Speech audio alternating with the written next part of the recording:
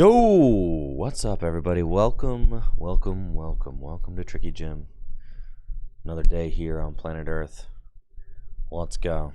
Gonna be doing some Pokemon TCG today, as we do here on Tricky Gym. Wonderful to see you all this morning as we get into this Wednesday. Yes, indeed, Wednesday. Let's go. Pokemon Trading Card Game live on the agenda for today. But I have also been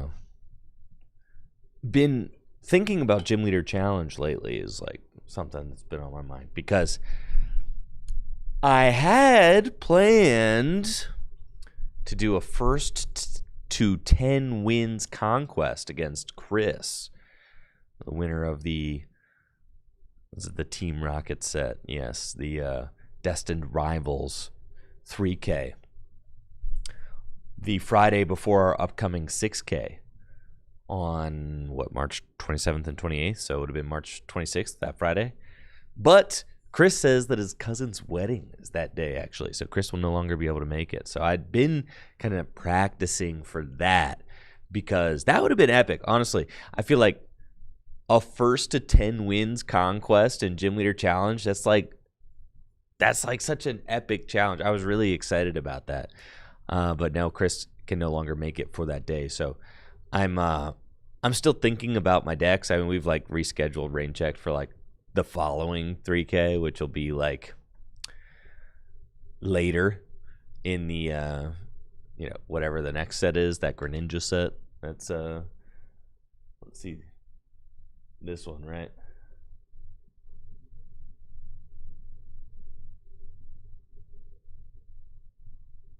Let's see, where is my... There we go. Great. Yes, this Greninja set. Whatever it is. Chaos Rising. There we go. Chaos Rising. Yeah. So we'll do it before that. But I'm also thinking about like maybe challenging somebody else if I can get somebody else in for the first to 10 challenge that I think will be a worthy opponent. Because now I'm kind of like amped up for it. I like really wanted to do it, right? First to win with all 10 decks. I've actually started testing. To kind of see what a first to 10 wins challenge feels like. I've started testing on webcam. I started a series with Ben Morse and Alex Carpenter. We didn't finish them because they're going to take a while. I mean, you really have to sit down and like probably going to take like 6 to 8 hours minimum to like do that, right? Because it could end up being like 17, 18 games. So you have to have enough time to be able to play all of those. And then I'm also thinking about this. There's a Gym Leader Challenge tournament that is being hosted by the Turbo Blaze team, the Troll Async No Bans GLC tournament. So they're hosting a tournament with no bans for the month of February. And at first I was like, no bans in Gym Leader Challenge, that's heresy. Okay, that's heresy. Like I'm not gonna take part in this insurrection. But then I was like, you know what, actually maybe I do want to cook. So I have I've been cooking. Actually, I'm working on this. I plan on winning the Turbo Blaze No Bans Gym Leader Challenge tournament with my extremely broken deck, which I will not be revealing. I think there's like 15 people registered. Oh yeah, dude, 15 people registered. Dude, we got lists submitted already. Holy crap, dude. These people know what they're doing. Yeah. So that's gonna be fun.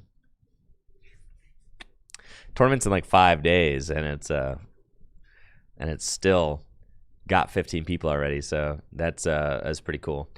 And I have to say, after playing some webcam games and Gym Leader Challenge, over this past weekend, I actually had a lot of fun doing it. And I'm like leaving my webcam setup just like kind of. I'm leaving it set up at home now so that I could just hop on and play some webcam games whenever I feel like it, because I really thoroughly enjoyed myself. I didn't think that I would enjoy doing webcam games like in this kind of post-pandemic existence, but the harsh realities of life as an adult is that you just can't always get together with your homies, okay? Because you've got a kid at home, your friends got families and wives and kids and things like that. I've got a family and a wife and a kid. It's just like, it's easy to just hop on webcam, and then, when your setup is good enough, on webcam, and you've got a good mic, and your opponent's got a good mic, and you've got good headphones, and your opponent's got a nice camera, and you got a nice camera, the setup starts to like fade into the distance, and you can actually just like focus on the game, which is really nice, actually. And I still get that tactile feel of like holding the cards, which is like, it's a lot of it, right? The shuffling, the holding the cards, the playing my own cards. At least I get to touch my own deck, love touching my own deck, for sure. So there's certainly something about the webcam games that weren't that bad. I really was enjoying it. So especially since you can't play Gym Leader Challenge fully on the Pokemon Trading Card Game live, I think I'm certainly going to be looking to participate in more of these webcam tournaments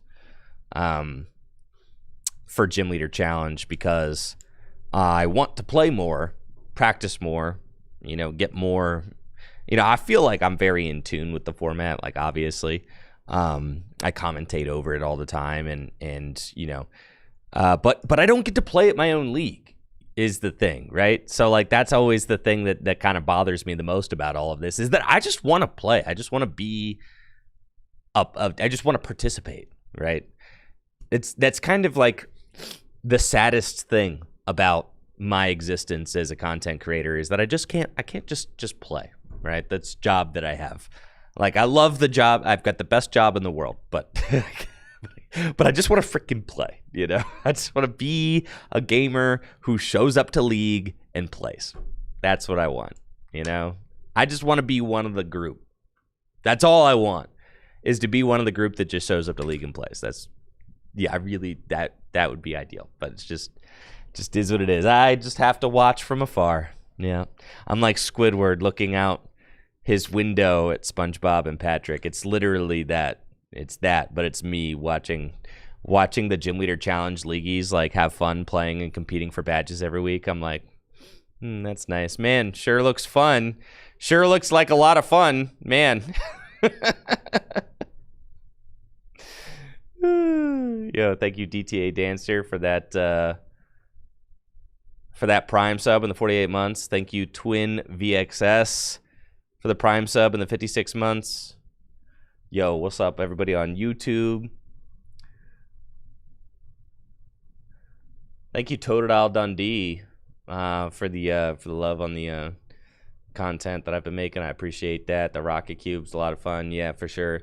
And I feel like that's the second cube video that I've ever made for the YouTube channel, the Rocket Cube one. I was very happy with how that turned out, but in making it, I certainly kind of realized, like, I definitely learned a lot from the process of doing this one. Like, if you watched my first cube video and then this one, like, it's a step in the right direction. But I feel like the third one that I make, I'm finally ready to just kind of like I think perfect the formula. If I do it for like a third one, I think that inevitably when I make a third drafting video, it's not going to have any explanations as to like what drafting is anymore. Like I'm going to assume at that point that you know what drafting is, all that. And it's just going to be like a draft party video where it's like the focus is on the interactions between the people at the table and the cards themselves. And like if you don't know what drafting is, look it up and then, and then come to the video. So yeah, I'm excited about that. And I think that the third one that I make will be even better than the second, but the second one was definitely a big step in the right direction. So I was stoked about that. Yo, thanks, Pig. Appreciate that. 10 times better than the last one. Thanks. I agree. Hitmonchan and Scyther might be a bit too strong. Well, yeah, but like the thing is that it's the evil rocket cube, right? So like it's thematically on point. It's literally Team Rocket. Like it's supposed to be evil and messed up. Like that's the point, right? So I think that that's okay. If the cards are strong, then just like draft against them, right? Draft against them. Hate draft them. Draft against them.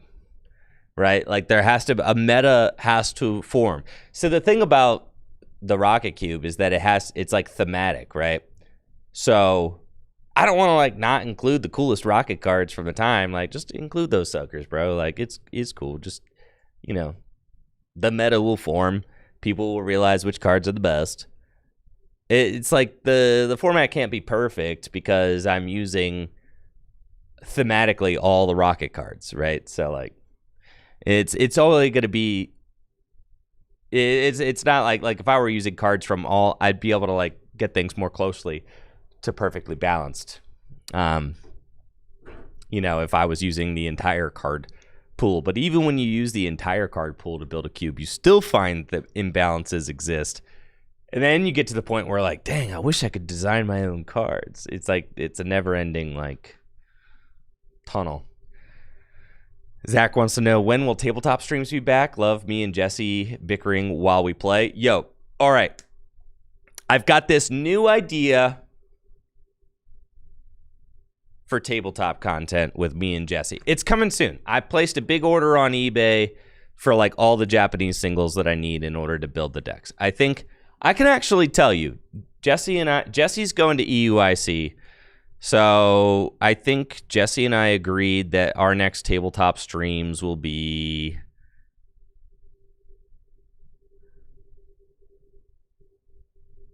February 18th. It's the next one. Let's see.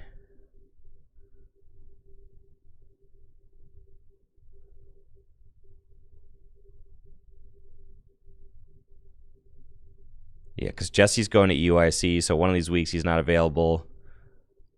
Jesse's coming back on the channel February 18th, I believe.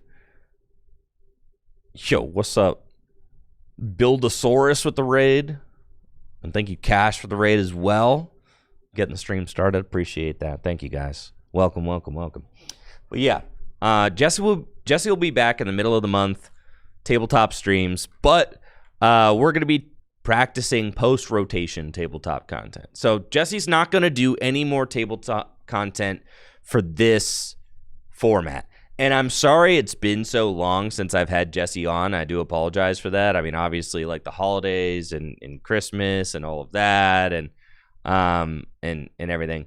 But like this format is also incredibly stale. Like, why am I going to like, am I going to pay someone to like and have Jesse and I sit here talking about like a super dull, stale format?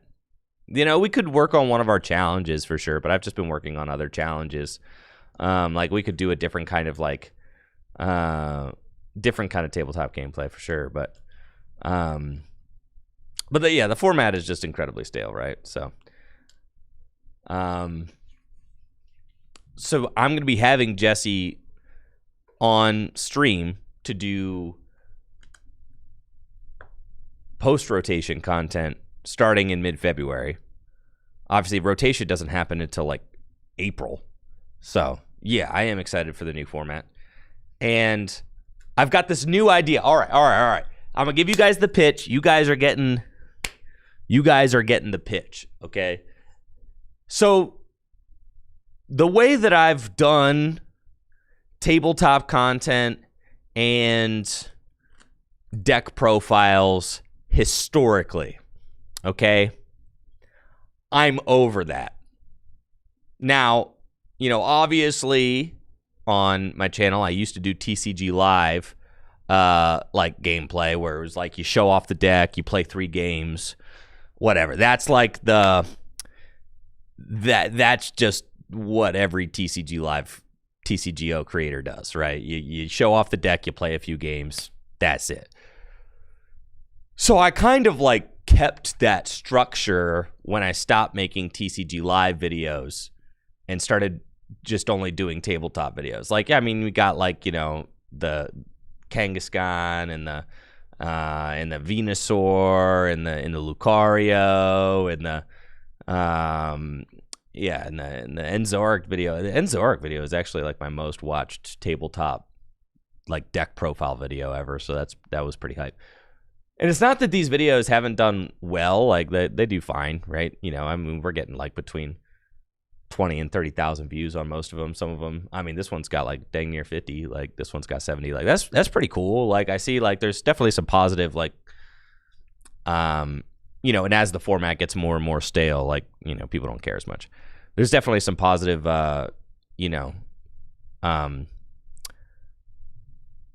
positive response to these videos, which I feel good about. But I feel like we could do more. So this is my concept, okay? You guys have seen Mythbusters, right? You guys have seen this show? All right. Apparently these two like don't actually like each other, which is funny. But you guys have seen this show? All right, you understand? Mythbusters. All right. Now imagine that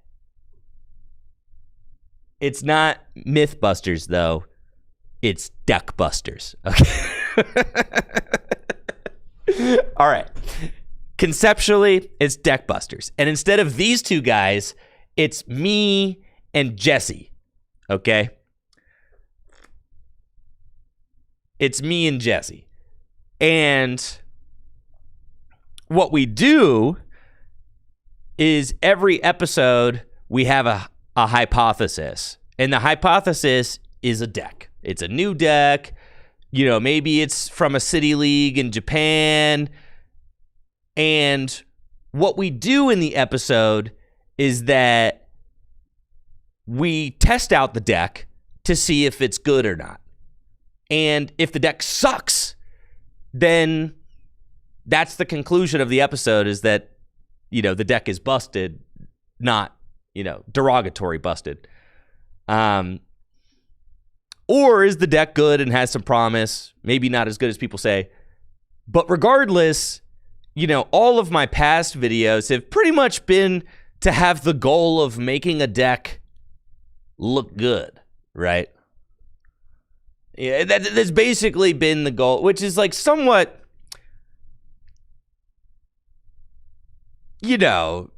contrived, right? Like whether or not the deck is good, the goal has always been to make the deck look good, which I think that it would be better to have Jesse and I get real and talk about strategies that are great and strategies that suck, and talk about like decks that people are interested about. And the focus will be less on turn-by-turn gameplay, right? So, like, right now, like, if you go watch any of these videos, you're going to see every single card get played, and you're going to see every single turn and every single attack. Now,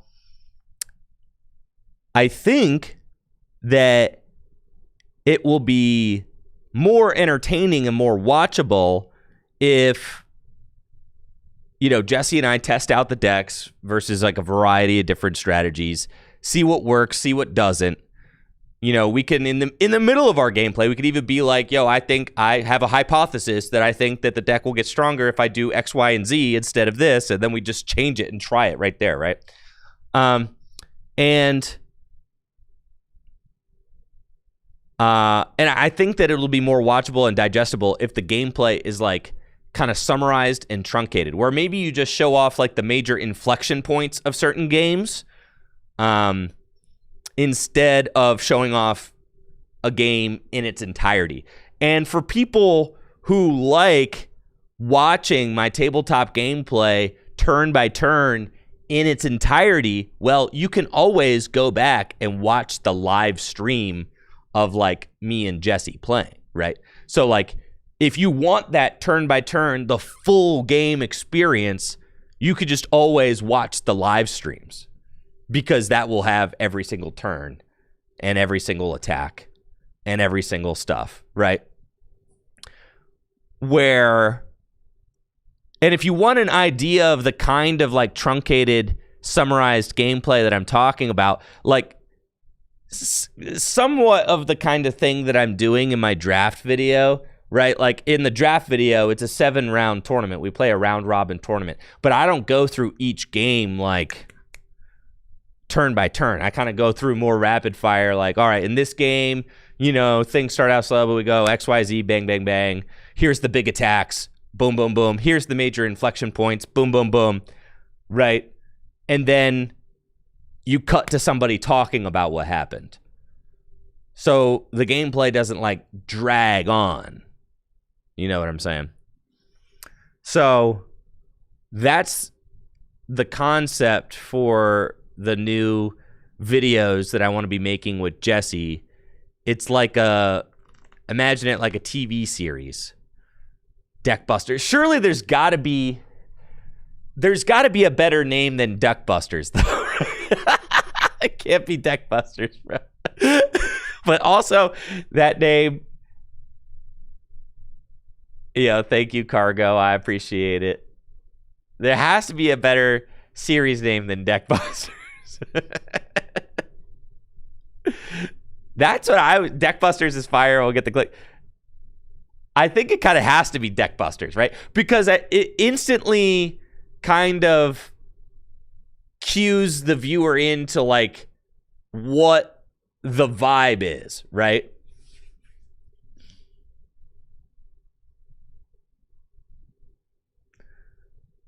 Yeah. So who's gonna wear the beret?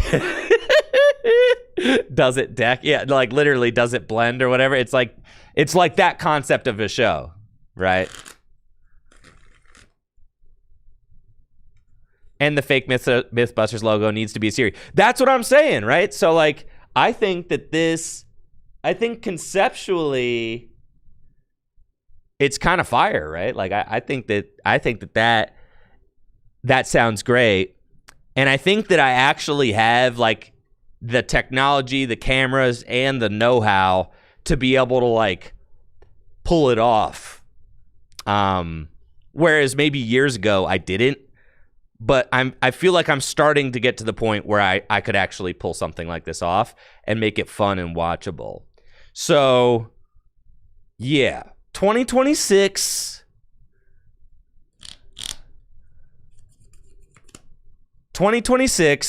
It's going to be, that's how the gameplay videos are going to be. I'm no longer editing gameplay turn by turn. And one of the reasons for that too is that like if you watch Jesse and I play like the tabletop games on our live streams, then you're not really getting anything new with the edited video that I produce, right? Because you kind of already saw that. But now, if you tune into Jesse and I playing live, you'll get like maybe some of like a taste of what we're doing, or you'll kind of get to see some of the process. But then the end video is going to be very different than the live streams, because they're going to be more focused on what our deductions are at the end of everything, right? Thank you, Morris, for that sub and the 58 months. I really appreciate it. Thank you. You like the idea of giving an honest review. And that's the thing. That's the thing for me, too, is I think that there's so much. I am personally, like, for a long time, people didn't want honest reviews of decks. They just wanted silly deck to go bang. Like that. And really, like, historically in the Pokemon TCG, that is just what people wanted. People wanted silly deck to go bang. But now I feel like we as a Pokemon community have been doing that for so long that it's kind of worn out and tired. So now I think that there is more of an appetite for kind of, critical discussion of decks. And I think that Jesse and I can do it in a way that is fun and honest. And I think that that will make for better, more watchable content for everybody involved, right? Because you're not just watching it. Like, you can watch one of the videos, and even if we think that and the thing is, even if a deck sucks, right? Even if a deck totally sucks, Jesse and I will be honest about what the deck maybe does well. Like, if there's like one matchup that the deck is really good at, we'll be like, all right, well, it beats this, right? But it's really bad against X, Y, and Z. But, like, it's really decent against this, right? So, like, we'll be able to give those kind of full thoughts at the end. And then at the end, I'm imagining Jesse and I each having, like, our own opinion on our own assessment, right? Like, it's either fresh or it's rotten or whatever. And we can disagree. We don't have to be in agreement there at the end of the video, right? And I think that another thing that's going to make these videos strong, I think, is that I'm going to have Jesse actually do some, like, off-stream filming with me to, like, round out what we need for these episodes. So I won't just be chopping up everything from, like, the live stream. I'll also have him be, like, running some off, non-live parts, for the episode and stuff like that to help.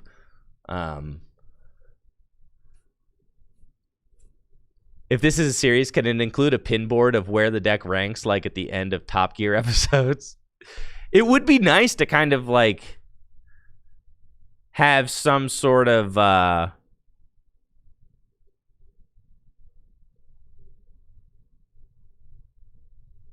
it would be, wow, that would be cool. What if I did have a pin board in the studio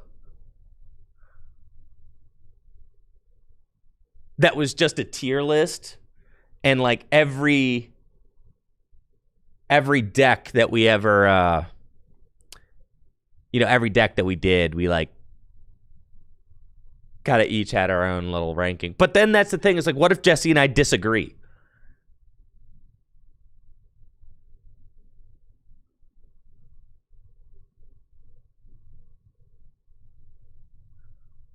Like, what if I say it's C tier and Jesse says it's B tier? Well, that's good banter, yes, but, like, logistically, and that kind of banter, I think, will make the episode fun.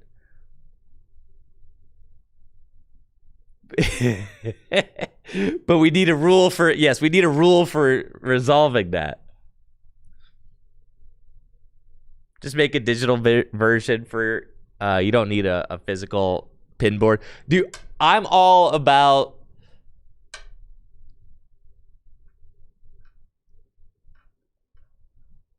having, like, an actual item, though. I love a prop. Yeah, dude. It's like the using practical effects versus CGI thing, Practical effects, knowers know that you gotta go practical effects, bro.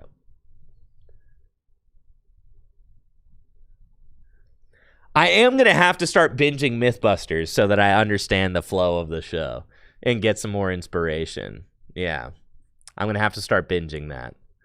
I've only ever seen it, like, passively, I don't think I've ever I don't think I've ever been like, oh, I need to watch Mythbusters. But it's just one of those shows that was just like on, like a lot.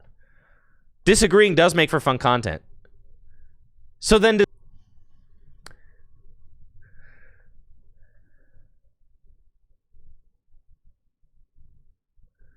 the end of every bust has to have some over-the-top edit to make it finally work.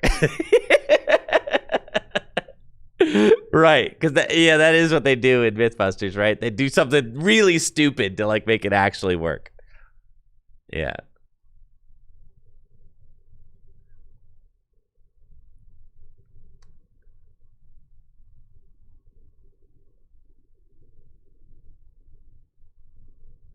Fine. I think at the end of the day, like one of us just has to concede, and maybe it can like alternate. Like we'll argue about whether it goes in like B tier or C tier, but like inevitably we'll just bicker about it until it finally lands somewhere and we just are okay with it. But and then like I might never forgive him for putting something somewhere, but it's just going to be that way, and that'll be like a recurring thing throughout the series, right?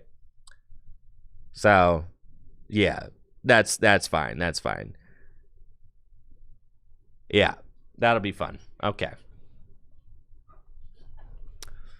That'll be fun. Beast.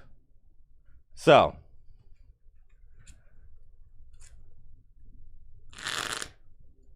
no audio. I have no audio. I got audio. Audio looks good on my end.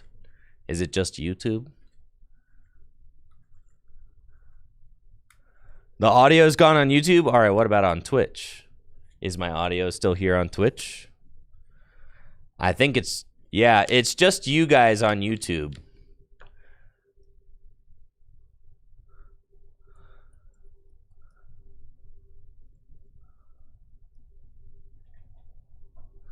All right, so yeah, that's just you guys, YouTube. Sorry, gonna have to refresh your viewer. Can't wait to see you guys break the rules of Pokemon to get a deck to work.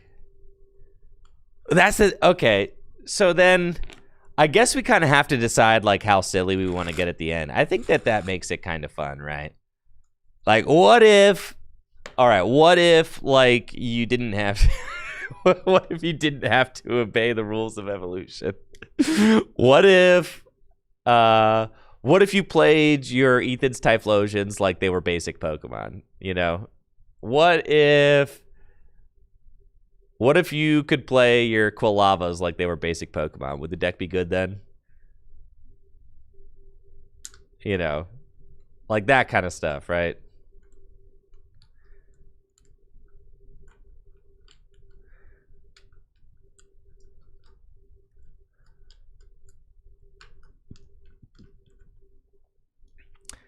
Have I said where the deck ideas will come from? I imagine that it'll be like City League decks and stuff. Well, that's the thing, is that it's the perfect time.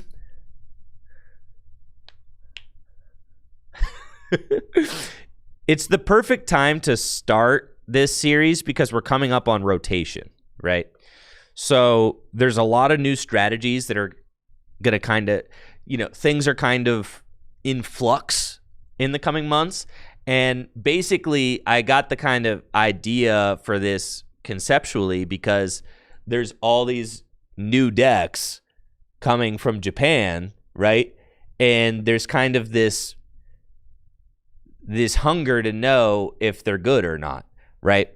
And I've kind of been dismayed by, trying to make every deck look good. And then like sometimes they're just not, and it feels disingenuous. And I'm just like, I'm over all that. I get it.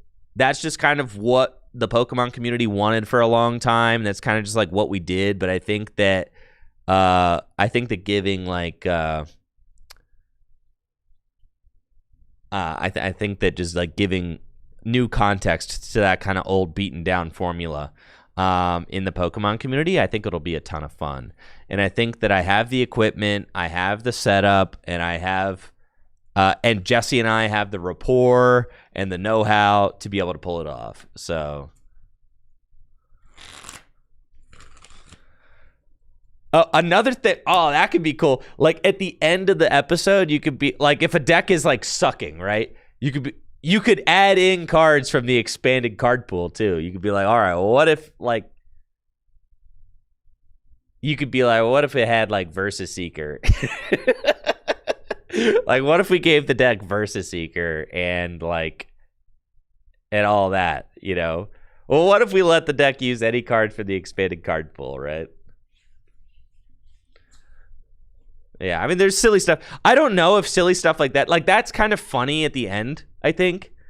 Like, because that's kind of how they end every episode of Mythbusters, right? If a deck like truly sucks, they break the rules to just like see what they have to do to make it work. So we'll kind of like experiment with it and see how it goes. I think that the show needs to be kind of funny and quirky. Jesse and I have that. I think that, you know, Jesse takes things very seriously as far as like testing for tournaments, so he'll kind of like embody that kind of angle from the show, I think, whereas like he's like your sweaty tournament grinder who takes things very seriously, and then I'll kind of be bringing the more whimsy, like I'll be bringing like the whimsy and like the silliness, I think, right? Yeah, so that's kind of how it's that's kind of how it's brewing in my mind. Anyways, we're gonna start filming for that series in February. Yeah, and like in the middle of the month here. And when we're doing our tabletop gameplay streams now, like we're not going to be stressed about announcing every card or anything like that. It's going to be more like two friends playing at the table. Like basically all the old kind of like cookie cutter like structure that I used to kind of force us to play under so that we could get like super clean, like methodical tabletop productions made out of it. I'm basically chopping all of that. All that is gone. I'm going to tell Jesse to just play loose like we're playing at the kitchen table. Like that, and that's what our streams are going to be like. And the idea is to get our banter to actually be like that as well, and to have our like reactions to strategies and decks be authentic, and then to have that authenticity come through in the video production after the fact. So anyways, that's something that's been like brewing in my mind. 2026. I'm really excited about it. I think it's going to be a lot of fun. I think that kind of structure for a video has the potential to make like even, you know, terrible decks look fun. Yeah, reality TV. Like turn Pokemon cards into reality TV. Right, but there's an element to like real competitive sweat there, right? So like even if you love like, you know, tournament grinding, it should still be kind of fun, right? And then even if you love silly terrible decks, it should still be fun for you too. And so like that's kind of it feels like the perfect evolution of everything that I've been kind of like working for on the channel, and I hope it turns out. I mean, we'll see. You know, I've been at this stuff for a long time. I think I was also kind of encouraged and inspired by the fact that people seem to be really into like the storytelling videos that I release on YouTube lately, and the competitive videos too. So you know, that kind of stuff. I think it's all going to be good. So anyways, I'm excited about that. I'm excited about GLC. That's stuff that you could expect from me in 2026.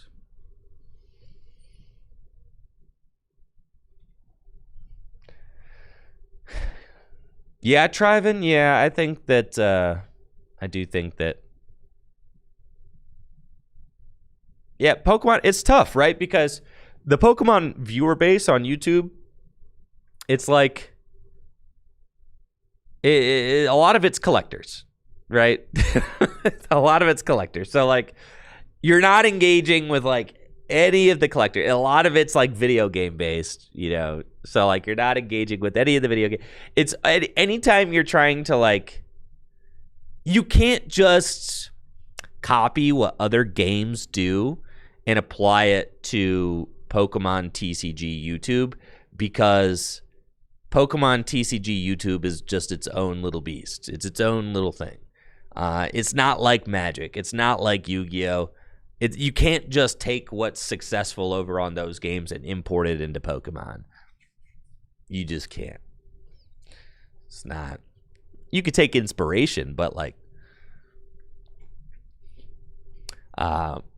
but yeah, Pokemon TCG YouTube is certainly its own audience. But I think it is. People try way too hard to copy what Wolfie is doing in VGC 1-to-1, and it's kind of annoying. Yeah, actually, I think that's like a pretty good take, and I think that the thing about stuff like that is that like that's already being done. Like Wolfie's already being done. A lot of that stuff's already being done. But the thing is like you kind of learn by copying too, right? Like, if you want to get better at what you're doing, you know, emulating what someone successful is doing. I mean, that's just how the world works, right? I mean, like, look at the iPhone. The iPhone has changed. All phones are basically little iPhones now, right? Like, every single one. I mean, this stuff kind of like coalesces around whatever is the most popular. So, in some ways, that is the death of creativity, though. But so I think it's important to continue kind of like taking risks and expanding and trying different things. I mean, that's why, like, making the Cube video, like, I knew that the Cube video wasn't going to be very popular. I knew that because people don't really know about or even like cube drafting. There's not that big of an audience for it, but I still wanted to make it, right? But then the thing about making content, too, is, like, you can't... I'm at this point now where I've been doing it for so long. I've been doing it for so long that, you know, the content has gone through like phases and eras and different things, and you know, for a while you're just trying to put bread on the table, right? Like you're just trying to do what works because you're just trying to like exist. So you don't necessarily have the luxury as a content creator to be able to make videos that you're passionate about, because you have to make videos that will pay the bills, right? So like you're trying desperately to latch on to whatever formula pays the bills. And that's kind of like what you see, right? I mean, you see everybody makes the same videos because they're the ones that pay the bills, and you don't see videos that are different because there's risk incurred for that. And honestly, I mean, you could extrapolate that kind of kernel. You could extrapolate that to the movie making business. How many freaking Marvel movies are all just the same slop regurgitated over and over again? And it's because the investors know that they're going to get a predictable payout on them, right? Like, it's because of that. So like, you look at movies like The Lord of the Rings, right?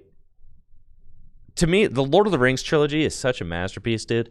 Yo, thank you, Chase Mamba. I appreciate that for the Prime sub in the 14 months over on Twitch. But, like, the amount of risk that was taken to make that project happen would never be taken in 2026. There was so much risk taken to create that thing. And it's a masterpiece. I mean, but those kinds of creative risks aren't taken anymore, right? They just aren't. And you kind of see that. It's tough. It's tough. And that's why you kind of have the concept of the starving artist, right? Is like that conceptually is because artists are often trying to do stuff that's risk-taking, creative, different, unique, says something, right? But that stuff isn't necessarily popular enough to pay the bills. Like, you've got some artists that obviously are the exception to that, but most of the time it's not. So thankfully I'm in a very privileged position now. I've kind of put in my work over the last 7 years grinding to the position that I'm at now, and I have stability afforded to me by my sponsors, Full Grip Games and Dragon Shield, and I can afford to take more risks, right? I can afford to take more risks creatively now than I ever have because I do have that stability. So I think that's something that I really want to focus on more in 2026, is just like being true to myself, being true to what I think is fun and what I have fun doing, being honest about decks, and if a deck sucks, I'm going to say it, and if strategy is trash, I'm going to say that, and that's going to be part of the content, right? Like, yeah. So that's all stuff that I want to be more authentic and I think and more grounded in 2026 with the content I'm creating, more true to myself. And I think that is going to end up making a better product in the long run too. But it's something that I think that just took a while. I've always, aimed to be as authentic as I can, obviously, but like something about making the videos about the bad decks and trying to make them look good. Like I'm over that, right? Like if a bad deck is bad, make a video about the bad deck with the assessment that it's bad. That's it. Just almost makes too much sense. But anyways, who's ready to play some bad decks?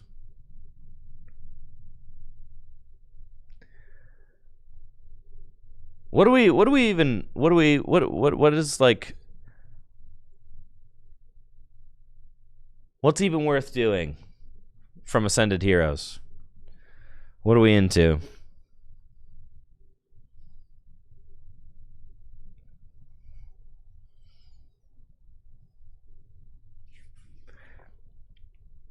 Frostlass? Aight.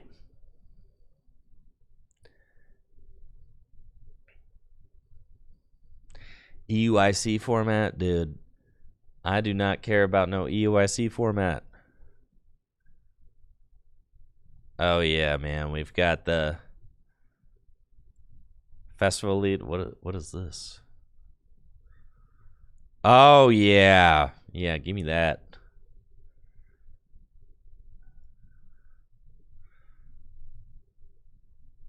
Beautiful. Let's do that. That's some inspo right there. Mega Frostlass and Turbo Meganium. Got it. We'll do those. Yeah, that sounds good.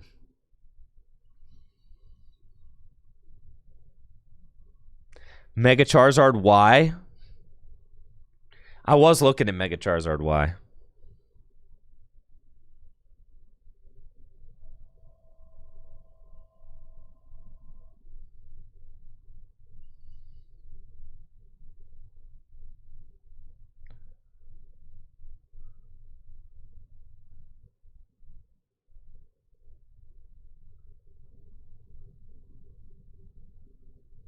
Yeah, testing on live for EUIC has been brutal. Yeah. Well, the thing is that everybody's in the same position, though, right? Everybody testing for EUIC is in the same position. So, like, it's not like some people have access to it and some people don't. It's like everybody is dealing with the same thing. So, at a certain point, it's like, at least everybody is on the same page.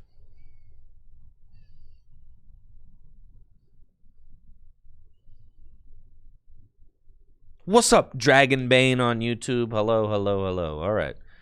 Let's see. What kind of deck are we dealing with here?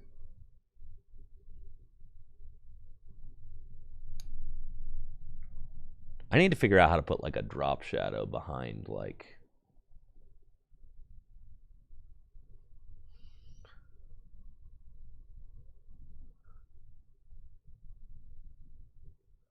behind chat, you know?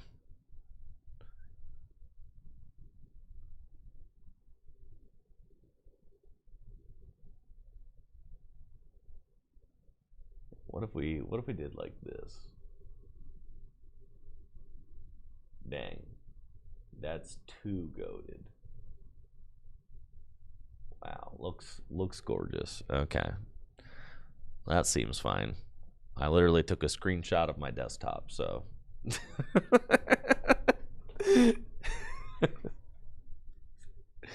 that'll probably work.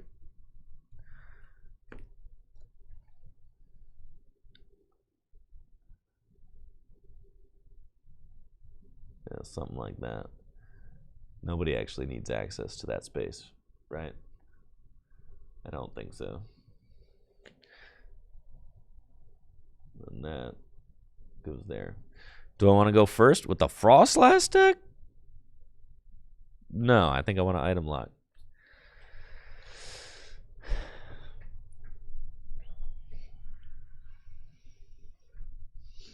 Oh God, I've got this. Oh no, I'm playing the Haunch. All right, next game I'm switching. I'm switching to. All right, chat. We're haunching again. I should have gone first if I was haunching, dude. It's crazy. All right. Anyways, we're gonna haunch real quick, and then I'll play the new hotness.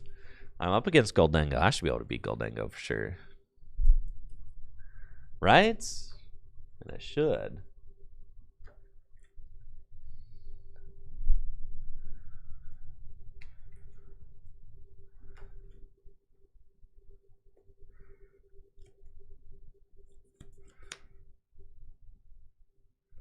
Proton off the top. Broken deck, dude. Freaking Haunch. What do I got? I got the Rocket Energy in hand. Oh, yeah, we're chilling. Do that, do that, do that, do that.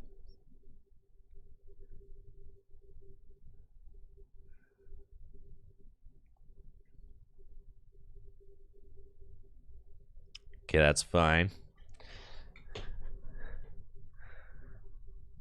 You took the Haunch all the way to Arceus? Heck yeah, Chuck. All the way to Arceus, dude? God, that rules. I wish I got to keep my Team Rockets factory. That's cringe. This is fine, though. All right, the thing... I guess... I mean, they can't take too many single prize knockouts, right? Because the Haunches have a lot of HP. My Porygon has like a decent amount of HP, so we're fine. Doesn't really matter. Okay, we're gonna go Artisan for another one of these. Yeah. Evolve here, and I'll use Petrol to go get the Pokepad. Yeah, beast mode. Okay. And we're just going to Pokepad for the Haunch.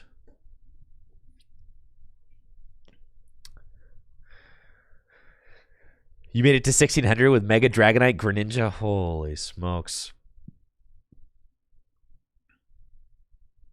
Rocket Feathers. Bang. Mega Dragonite Greninja. What's even the synergy there? I guess Greninja's got a water energy. Mega Dragonite probably also has a water energy. Yeah, what's the synergy between Mega Dragonite and Greninja?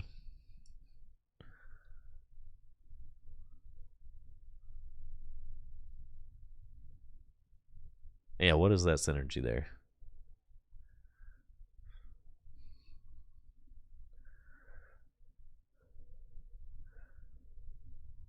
So I should be in a decent spot because my Murkrow, they all have 80 hit points. Yeah, Solrock can knock them out. And sure enough, here comes the Dingo. That's right. They're going to have to take a knockout with Goldengo. And that is my opportunity to try and take a 2-prize knockout. So that's what we're going to try and do. They've got 2 Goldengo in play. Electros is the glue. Oh.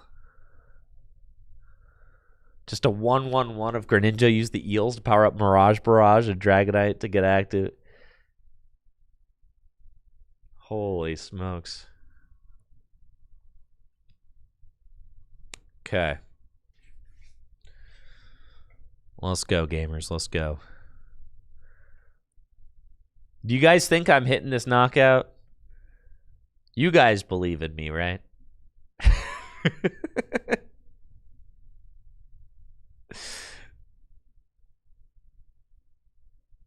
I'm not like totally convinced that I'm hitting this knockout for sure, but we're going to try.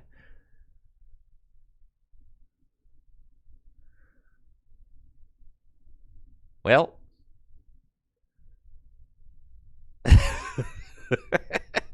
that's fine. We got him next turn for sure.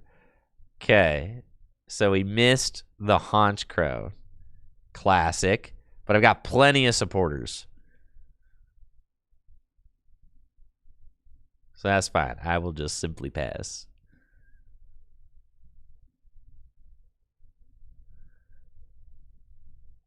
Yeah.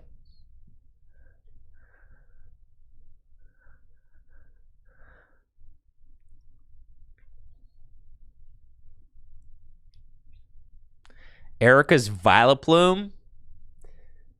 What does Erica's Vileplume do?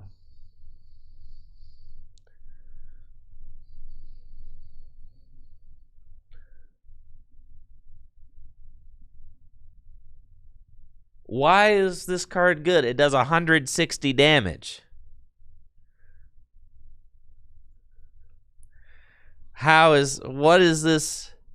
What is this deck doing? 160 damage?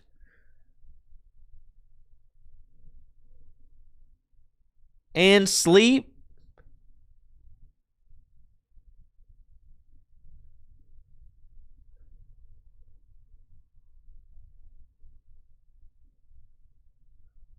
All right, here we go. This Dingo is dead now. We got him. I just need to get another Murkrow off the Artisan. That's cool.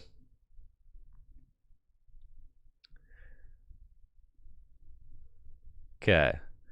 That's last Murkrow, so, well. And then we're going to Rocket's Petrol for... This is the second Pokepad I've had to do this move to get Murkrow like twice. All right, Pokepad. And go get the Murkrow again. Okay, that's fine. And here we are. And here's this. Roto, give him the shtick, dude. There we go. Okay. And now we got 1, 2, 3, 4, 5, 6. I only need 5. Okay. Rocket Feathers. 1, 2, 3, 4, 5. Bang. 300. All right. We got there. Very nice. Tie ball game. All I need to do is take out this one. And we're good. It's a tanky deck.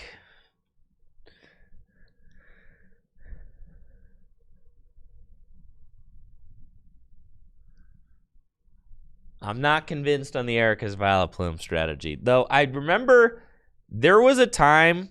Yeah, this is fine.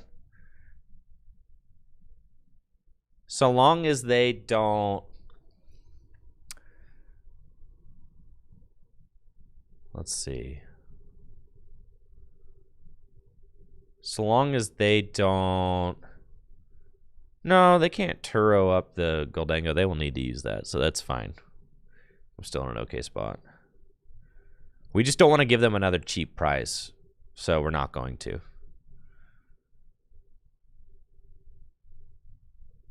Yeah.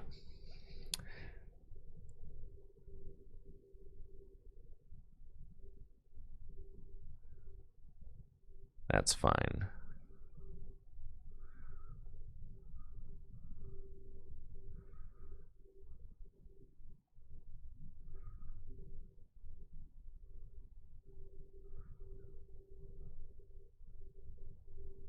Kind of want to thin the deck, actually.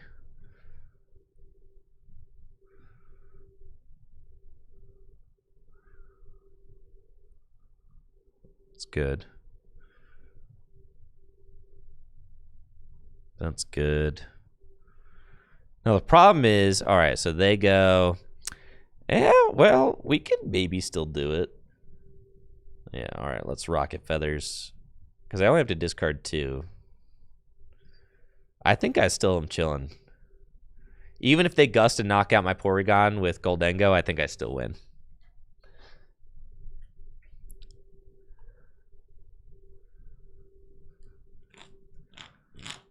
Because I should have enough. All I need is 5, and I've got 5 in hand. So if they gust up and knock out Porygon with Goldengo, I still just win. Yeah, that's easy freaking dub, dude. Easy freaking dub. And there's no cheap single prizer for them to take out. Well, let's go. The Haunch provides... Listen, I accidentally queued up with the Haunch this game, okay? It was an accidental queue. I'm switching it up, I promise. I promise.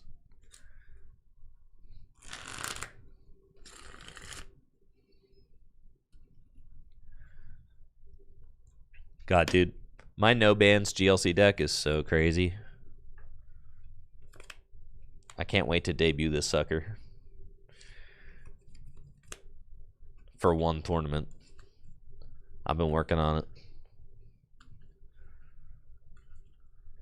All right, let's see. How many supporters I got in the discard pile? 3, 4, 5, 6, 7, 8, 9, 10, 11, 12, 13, 14. 14. We could take that knockout with Porygon. Is it being streamed? No, it's an online tournament. Online webcam tournament.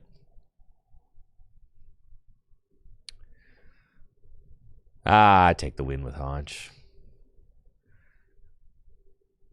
Let's just do it the old-fashioned way, you feel me? Wow, it's like literally the perfect amount. I like barely had win with Haunch. That's crazy. Yeah.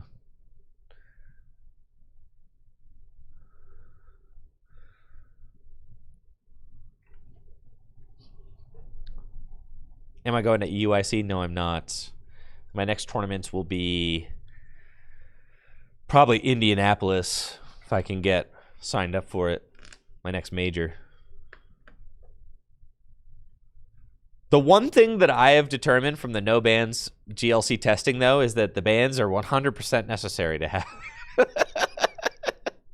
The one thing that I have learned from the no bans GLC testing is that the bans are all 100% necessary to have a playable format.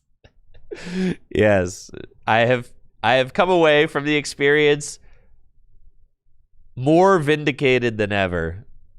Yeah.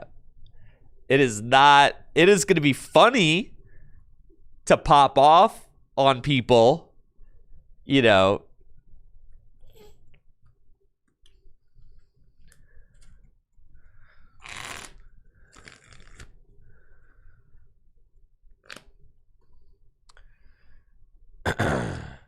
Play Mega Dragonite.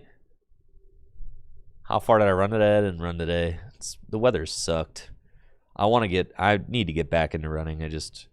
I kind of give myself a little bit of like a break from running in December, because like I've been doing a turkey trot every year, so like Thanksgiving and then December, January, I'm gonna be honest, I don't really sweat too much like getting my runs in, and it's December and January, like come on now.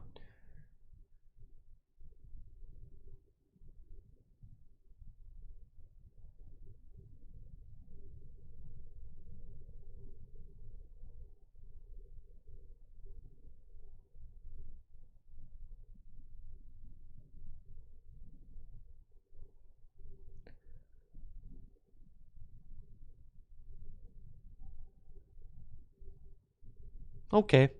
Dude, this card should destroy Goldango. Well, I guess it does also give up 3 prizes, so. Alright, that's fine.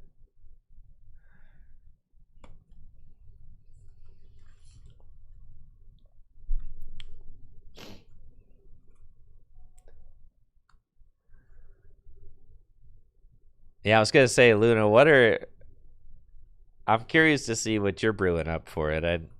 I know you liked Egg Mill, but I don't think Egg Mill really gets that much better with a second forest.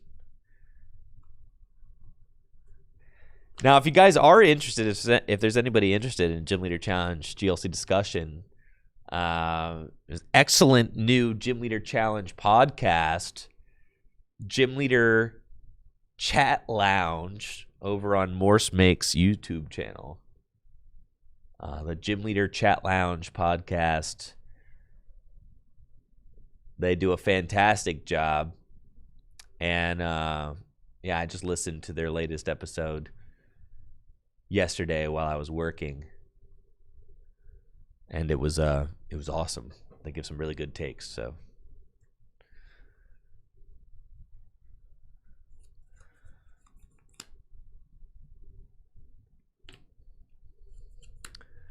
You got the Genesect down already? You're just gonna give it to me?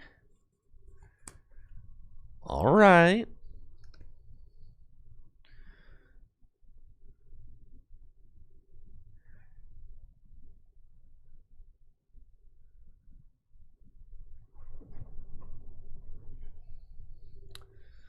Ayo. What the heck does this do?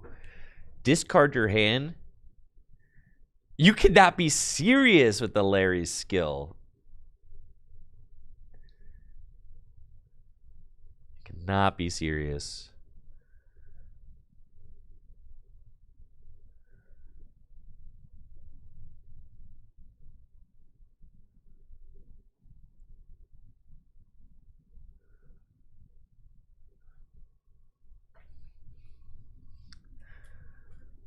Yo, Austin, you should certainly go to the GLC 3K. You should certainly come to the Full Grip Game 6K.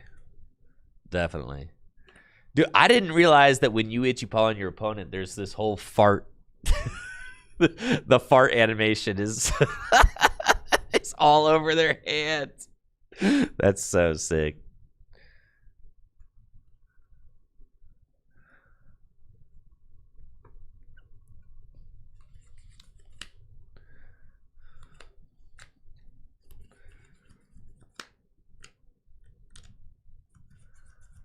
Larry's skill, huh? What the heck am I doing with Larry's skill? Discard your hand. Search your deck for a Pokemon, a supporter card, and a basic energy. That is not that good. That is not that good, bro. That is not that good.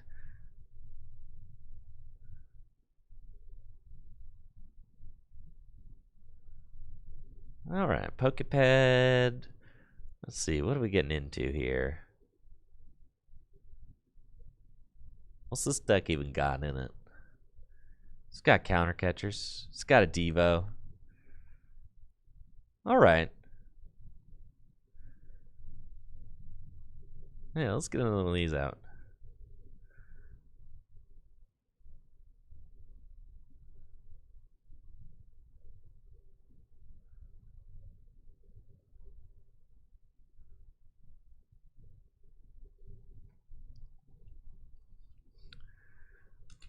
And well, Iono. Dang, bruh. Missed the counter catcher? What the heck?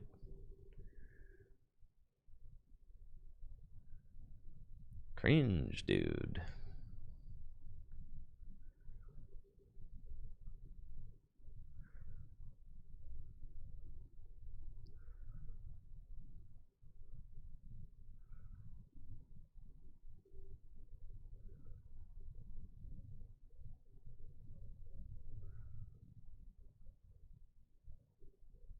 Corner.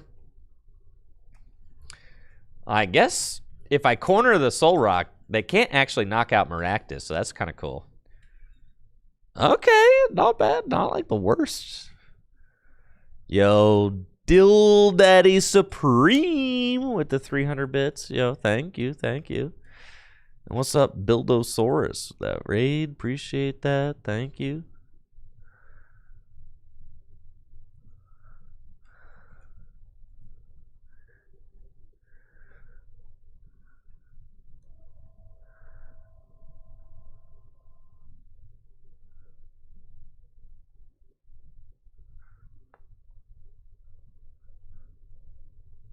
Well, let's go. Oh no, don't boss up something. Oh. Can you actually knock this out? You're doing 70. That's not a knockout. Oh, but it is a knockout between turns because of my own freezing shroud. Dang it. It's fine. It's fine. It's all fine. I'll get another one.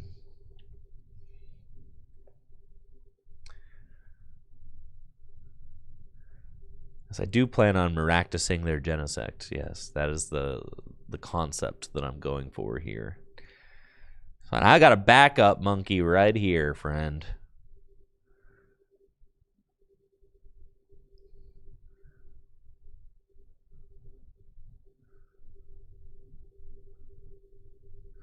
Well, they could just Turo the Genesect, right? Like, that's...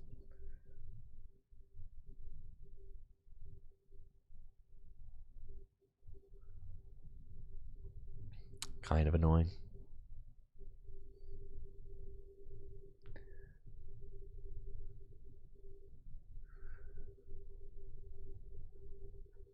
Whoopee! I think I'll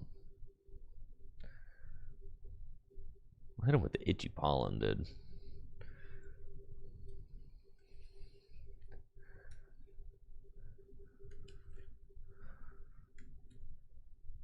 And we're like getting kind of close to a Devo situation.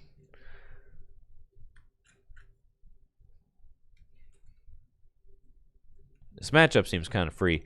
Now, the unfortunate thing about this matchup is I don't get to show off my Mega Frostlass at all. I guess, like, hypothetically, you could at the end of the game just to, like, if you got to take 2 real quick. So, if we're mapping out the prizes, we've got 1, 2, 3,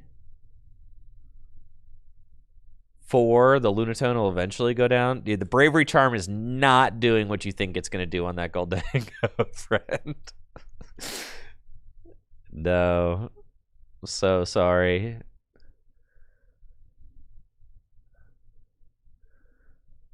Ain't no way it worked. You're just chilling there. Nothing. All right. Well, that's fun.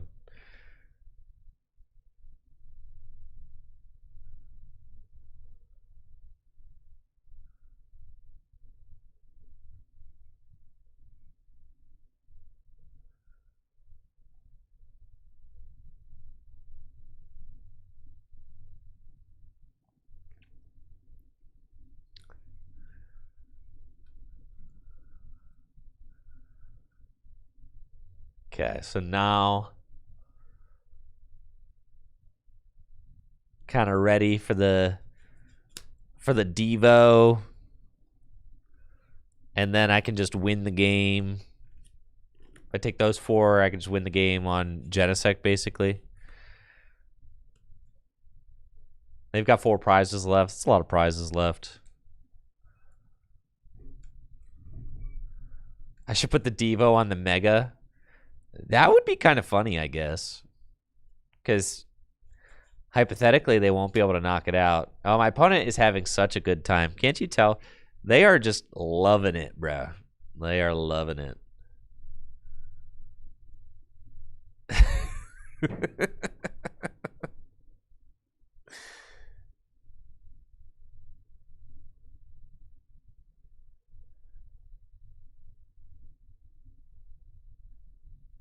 You know what? I will. No, because what if I whiff the energy? That'd be so bad. No, that it's got to go on anybody else. It's got to go here. Yeah, yeah. That'd be hype, though. Okay, it's just Iono.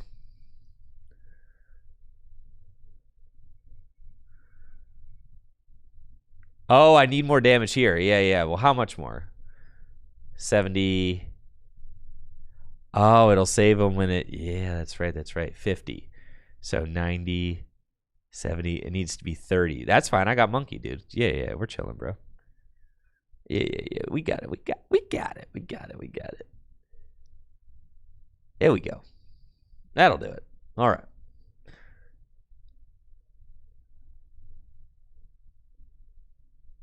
It's looking good.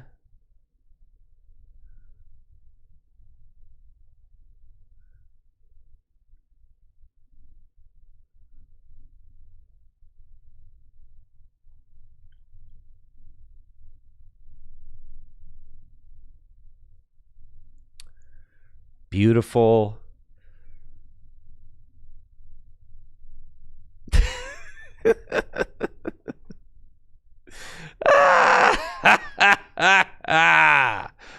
Look at all those Goldengo. They're dead.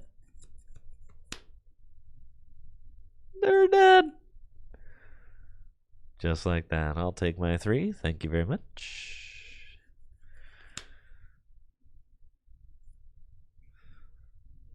And then I'm threatening game next turn. Right? Because I just got to knock out the Genesect, I guess. If they retreat it, though, I won't be able to counter catch her, so there's that. It's fine, though.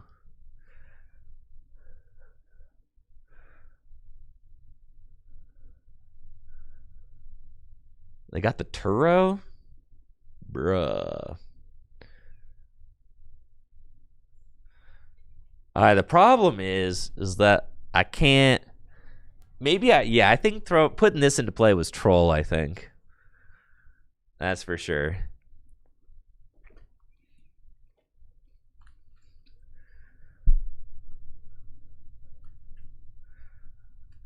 All right, so the Lunatone is going down.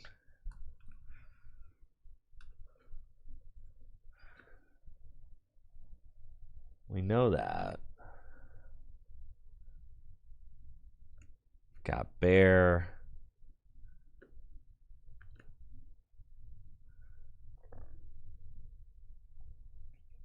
Can't counter catcher.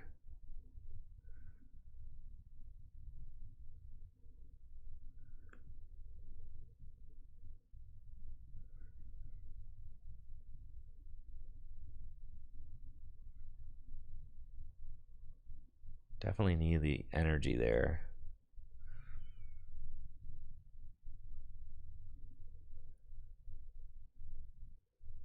I've got energy in deck, so I can Arven for an energy.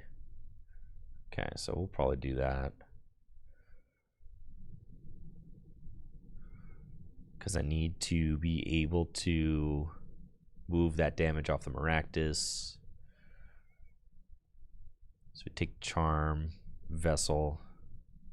I guess I could get Secret Box. Yeah, let's just do that.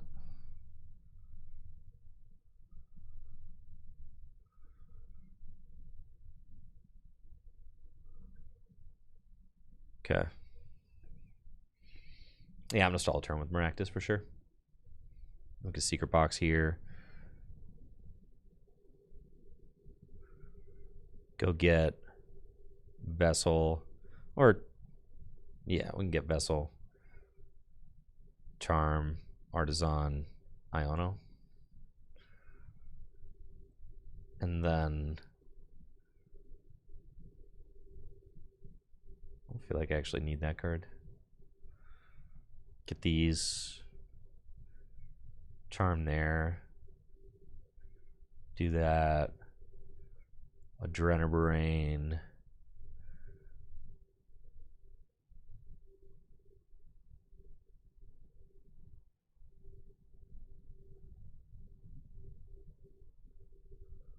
Do that.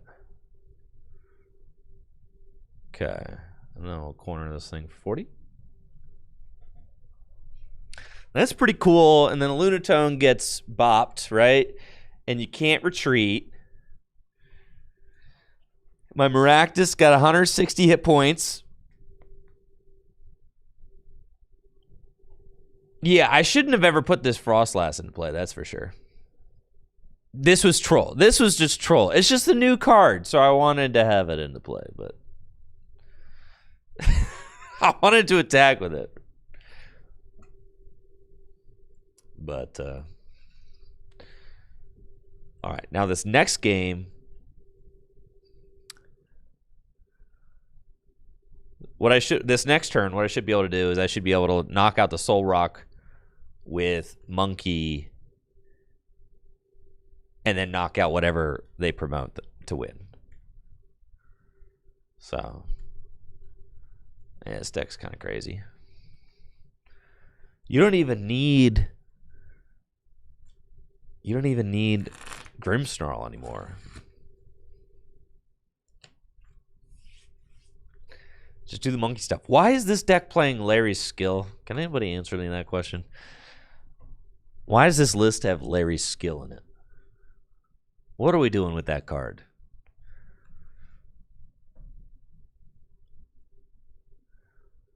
Why is it here? Because it's cool?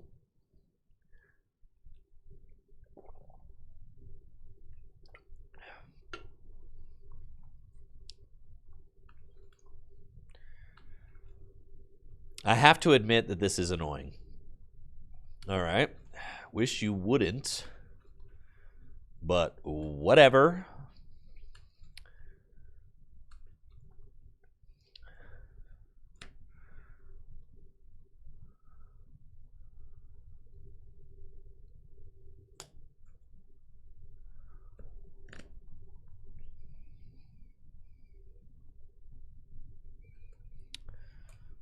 Because now I can't double monkey the Soul Rock and win, but it doesn't really matter because I'm just going to win anyway.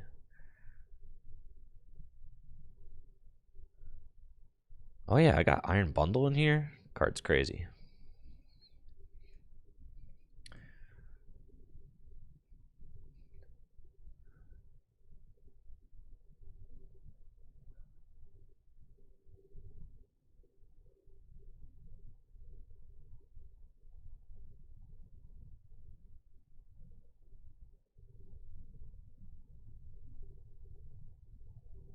That's fine.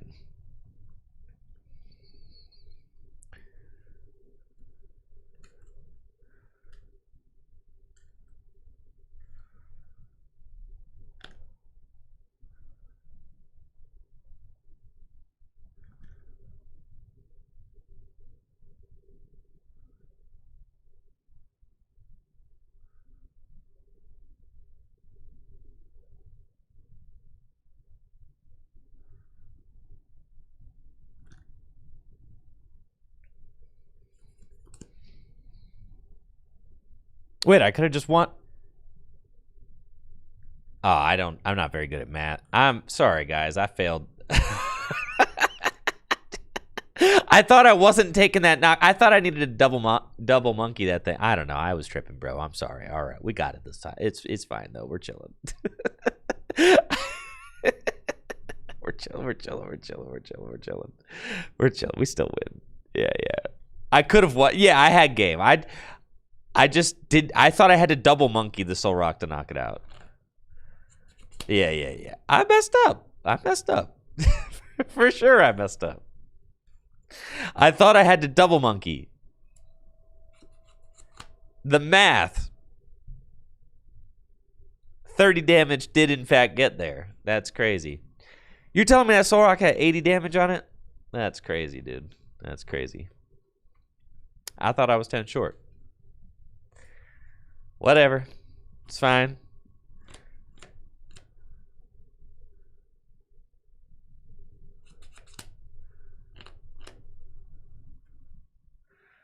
This thing gets an energy, doesn't it?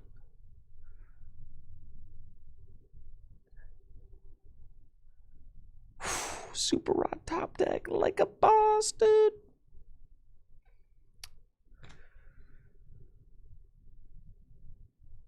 Oh, yeah, I'm nuts.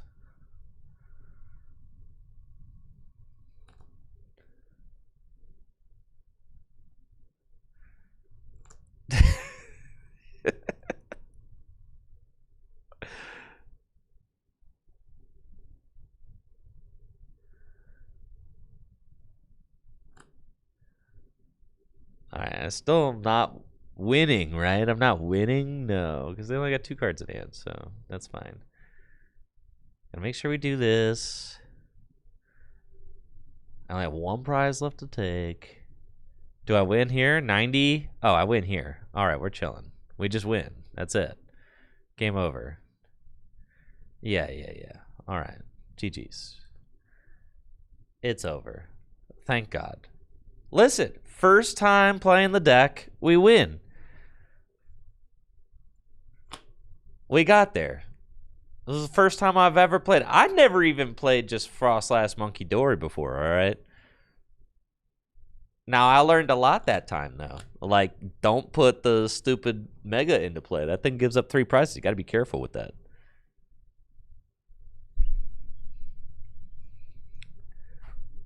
All right, yeah, that was kind of cool. Larry's skill cannot be legit, though, right? The Larry. I'm not sure about the Lair Bear at all.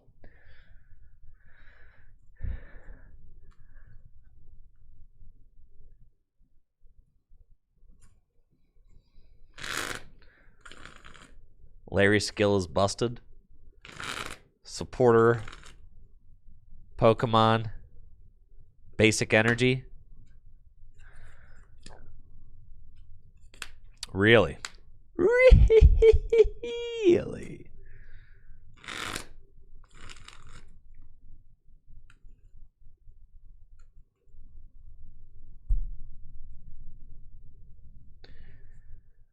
No, I've never played Frostlast Monkey Dory.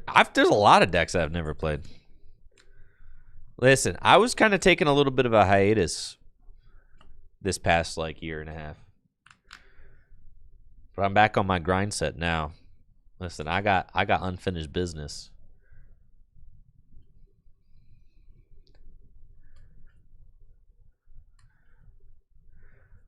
Arcalodon plays it. This is certainly the worst opener in the deck, right? Is this just like a scoop go next starter? I don't think that you can win with this. Especially against Guardy. Doesn't seem good. I'm gonna go ahead and say that this seems horrible. Yeah, this seems like butt.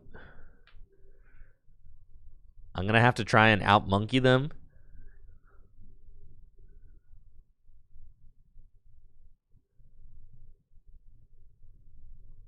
Seems terrible. All right, they're going straight for the Mega Diancie. Okay.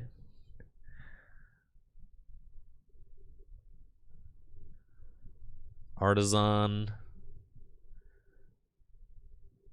Yeah, just get me a new hand, man.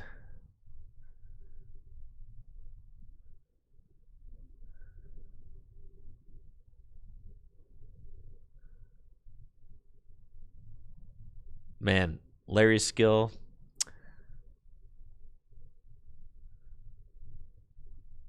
Looking kind of crazy. When I play an air balloon, so like hypothetically I could retreat that Blood Moon with an air balloon next turn if I attach an energy to it. Now, I should probably do that. Yeah, I should probably do that.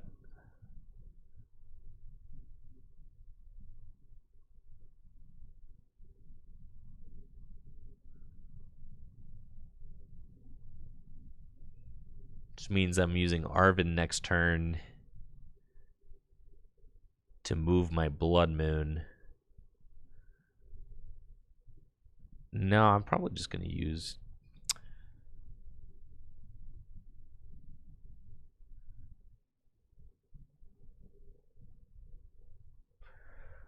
I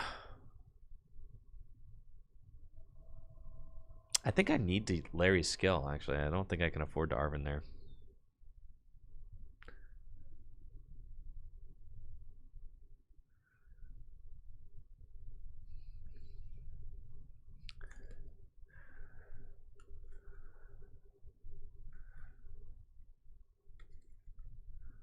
Do I even need the bear with Megalast? Listen, I just took a list off of Limitless. This is my second game ever with it. We might not need the bear. I might not. There's freaking Larry Skill in here.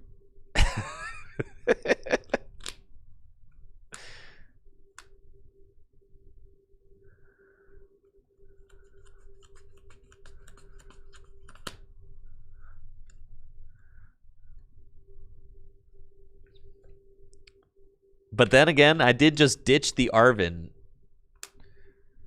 so that I could keep Larry's skill. So maybe this deck builder is onto something.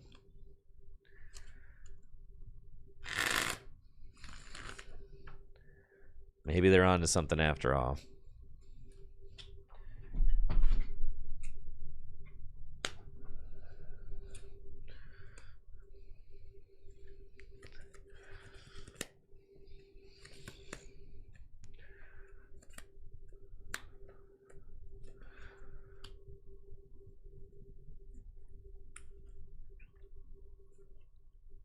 Okay. They got Double Monkey, no energy attached to it. There's Jellicent in the active, so I can't play items naturally. Okay, so we're going to go Artisan. Get another monkey. Do that. Do that. It's not worth bundling yet.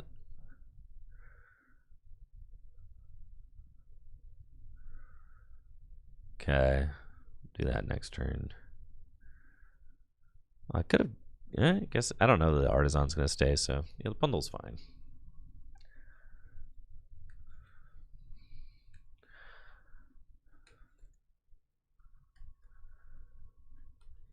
Yeah, bundle for the jelly is nice for sure.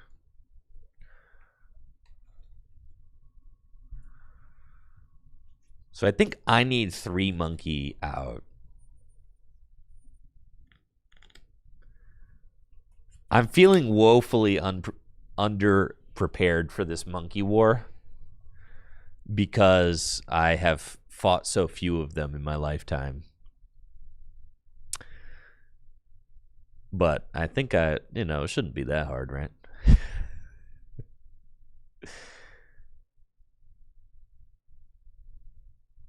right, let's go, Lilies.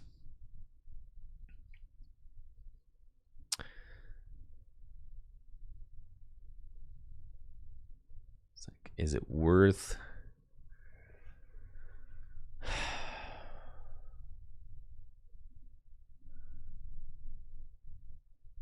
I don't really have. Like, I'm just going to be item locked. If I use this bundle here, I'm just going to be item locked, right? And they're going to be able to double monkey move 6. They can knock out my snow run. Unless.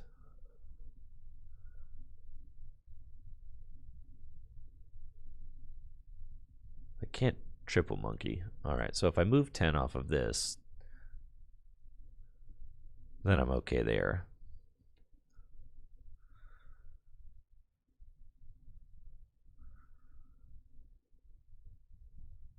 I think I wait one more turn. I think. I would pass, I think. I should have moved damage off one of the monkeys, but whatever. Yo, what's up? Real Camo over on YouTube. Any thoughts on the Ends Exodia deck? Yeah, I think it's really bad and silly, unfortunately. Will there be any sort of coverage for either of the 2 regionals this weekend? I'm not sure. I don't know. The Ends Exodia deck seems terrible. I mean, you literally have to have like a stage 2 in play. You have to have 6 different Pokemon in play. One of them has to be a stage 2 Ends Vanillix. If your opponent goes boss up like Vanillish and knocks it out, you're set back, like a whole bunch of turns. It just seems horrible. 2 of them are stage 2. It's horrible. It's a horrible strategy. Horrible. It's a shame that they even printed it.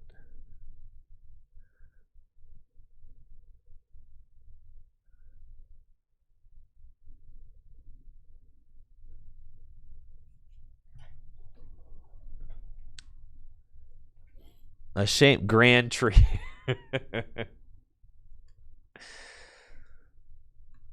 My opponent has not put a single curly in. What is my opponent doing? How did you secret box and not do anything? What is happening?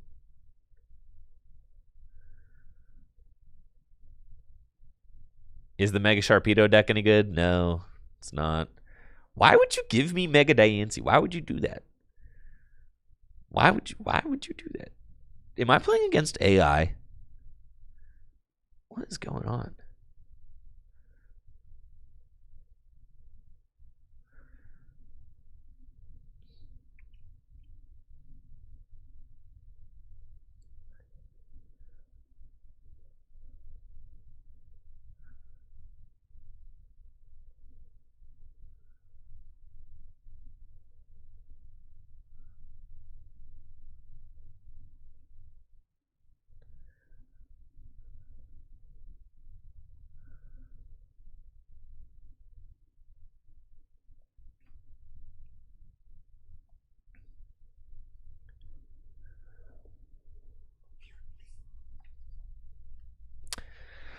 All right, then.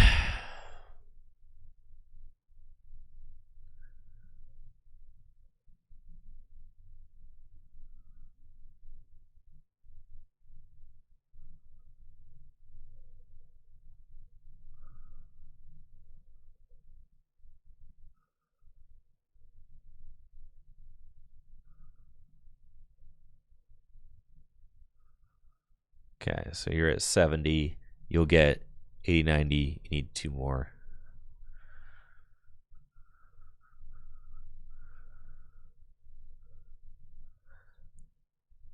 Not like super familiar with these monkey wars, but I'm pretty sure I'm supposed to go for the monkeys, right?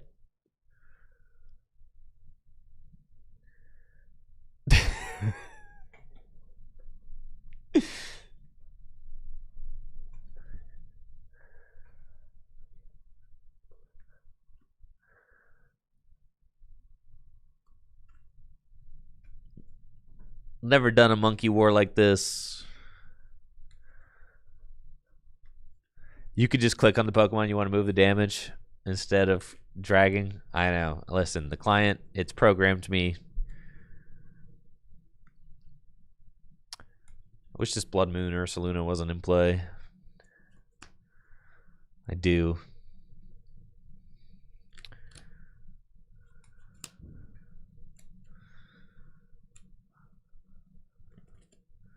All right, here's Gardevoir finally.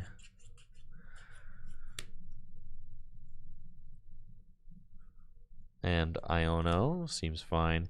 I guess this Jellicent probably is a problem. I should have recovered my bundler. Probably.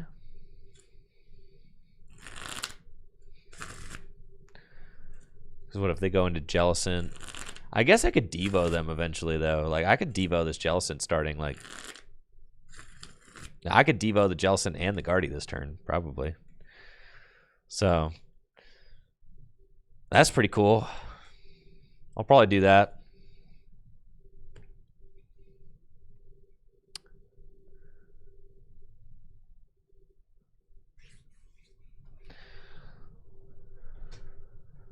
And this thing's going to get knocked out.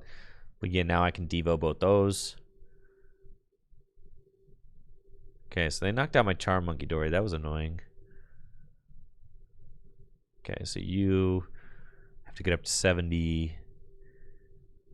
It's fine. What if I do it with my Blood Moon or Ursaluna?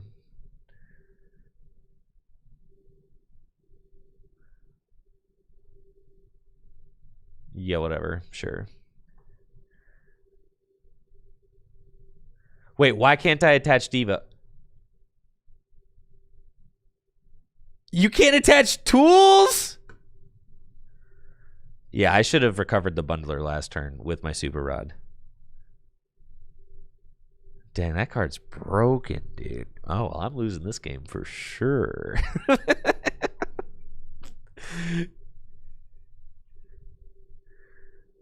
Let's see.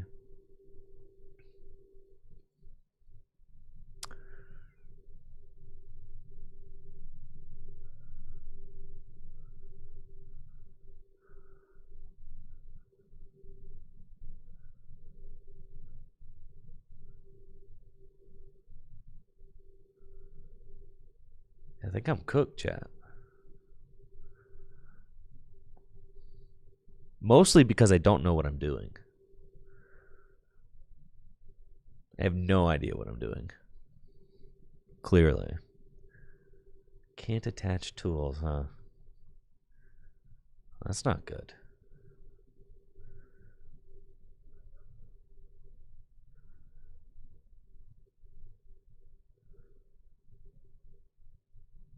And now I'm item locked. Yeah, this is horrible. See, this is why I just play Goldengo, all right? There's too much going on here. This is why I just play Goldengo. I don't know what to do. Straight up.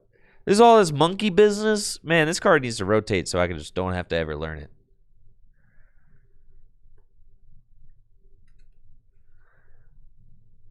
So what I needed to do was last turn, I think I needed to rod my bundle back into the deck while I had the, I think because I think Jelly wasn't active last turn.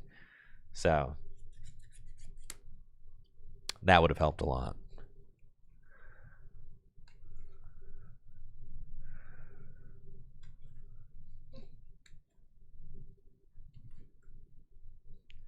I can kill this thing with a Mega Frost Blast, though. So that's nice.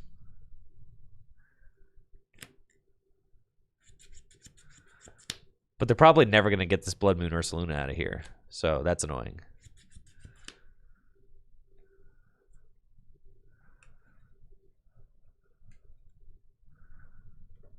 Huh.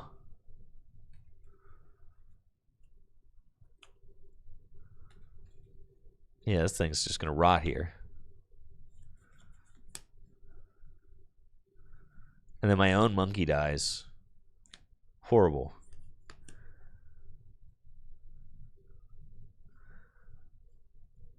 Can't attach tools.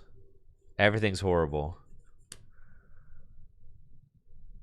Can't bundle.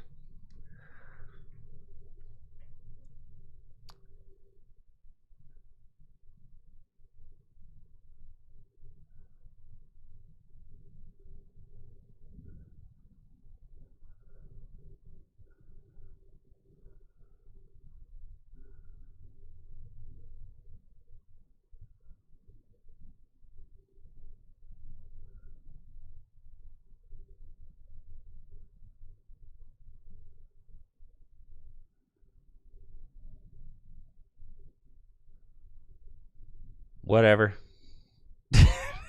Next turn. Next turn we're threatening Blood Moon attack. Now I did open the Blood Moon this game, which is quite bad. You know, thank you Snorlax14 and Collect a Cardboard for those subs. Appreciate it. Yeah, Penny would be nice. For sure.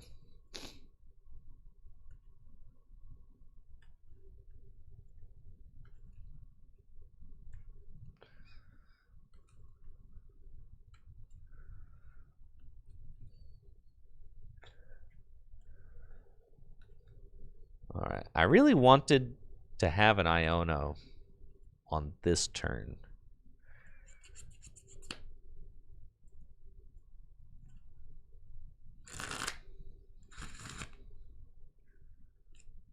Okay. I think we're actually still in an okay spot.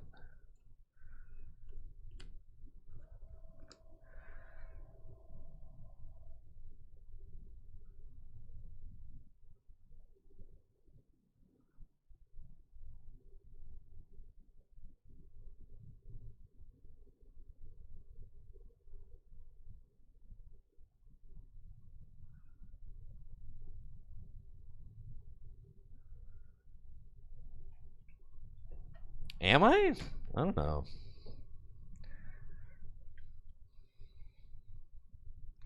Okay, so my monkey's still alive, barely.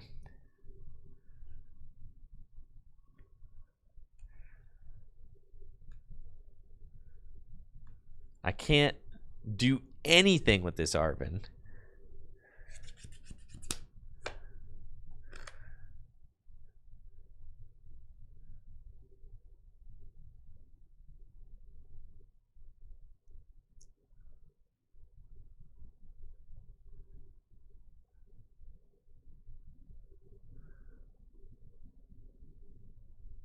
If I just do this, like,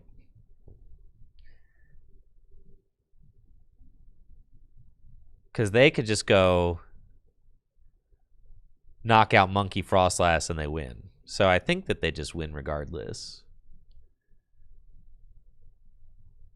Because I can't stop them from knocking out this Monkey this turn. So I think it's just lights.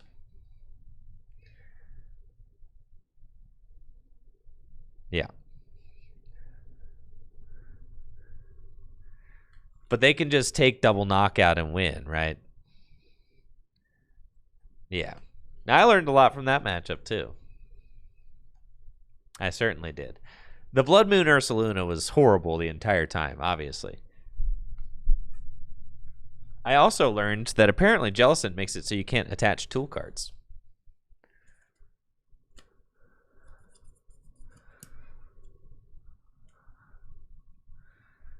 Yeah, if they just have access to Screamtail, they just win.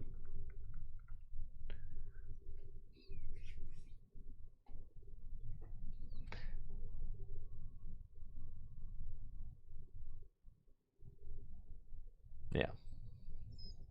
All right, I learned a lot there. I don't like this deck. I don't because it requires too much thinking. However, if I just lock in, that's fine. All right, but this is very cringe. I feel like this. I hate this whole spread strategy stuff, dude. This sucks. So stupid. All right, whatever. I'll learn. Okay, fine. We'll teach this dog new tricks. Whatever, dude.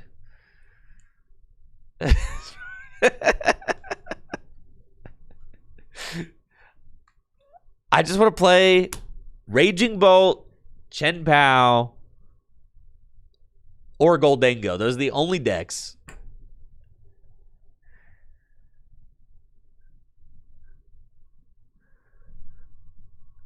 I just want to kill stuff. This is like trying to win with extra steps. So many extra steps. Good Lord. I just, honestly, this card is one of the most cringe cards ever printed. It is. I do not enjoy it.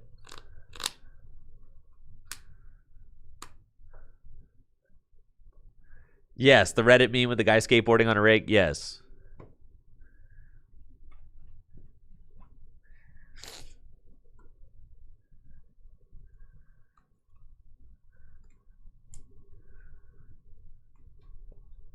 Yes, that is this deck.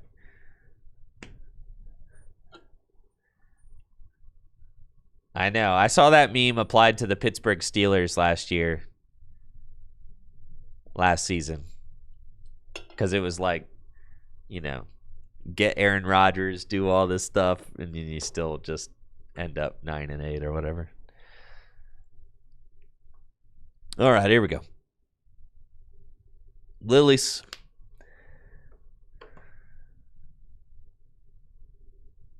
All right. This matchup should be free. I mean, I should have to barely think here. And that's what I'm looking at. And that is exactly what I'm looking for. Barely thinking. I want to barely be thinking, bro. Yeah. This is the kind of matchup I needed to get me started. Yo, hit him with that itchy pollen, Badoo.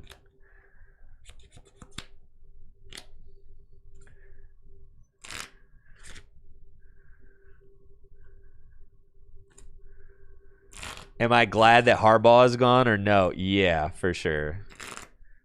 Oh, thank God. It's just, I mean, like, he seems like a nice enough guy.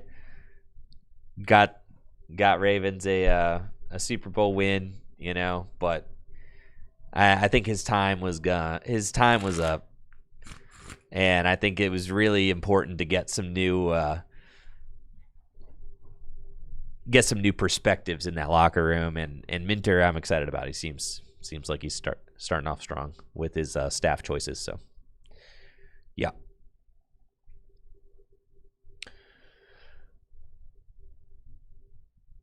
Finally got the tattoo.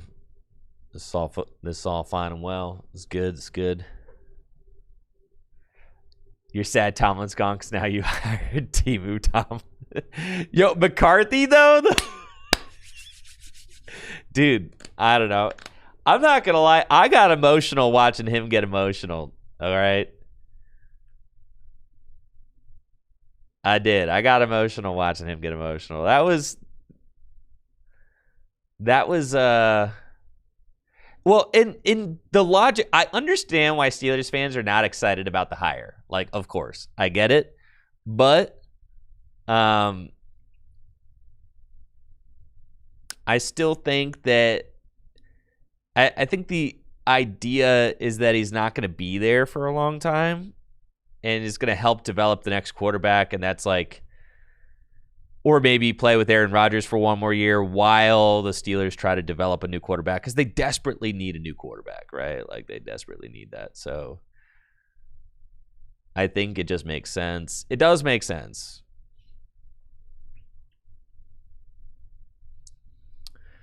Dude, I hit the bazingas off of that. That's crazy.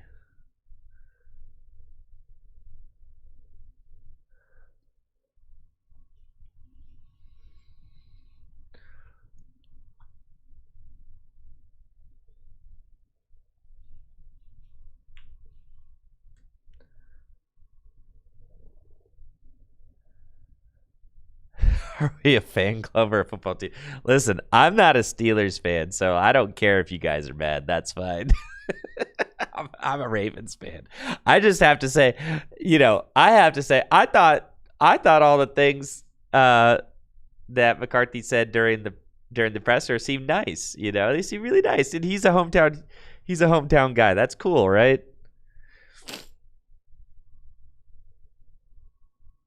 That's cool. And I understand Steelers fans, they're bad. They haven't won a playoff game in like a decade. Like, there are Steelers fans who the Steelers have not won a playoff game in their entire adult life. So, like, I get it. Like, you guys are probably really mad. I understand that you don't typically hire short-term coaches. However, this dude's like 70, so he can't be a coach for that long. Come on now.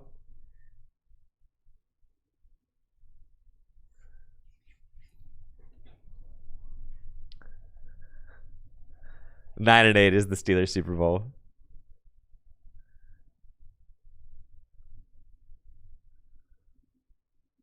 That's facts.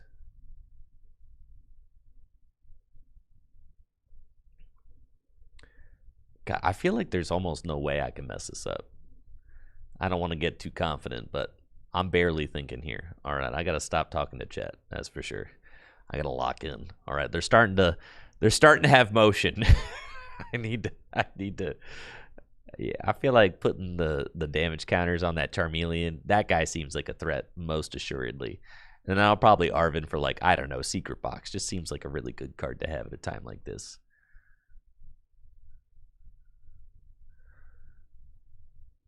And then we'll just Digipollen for 10.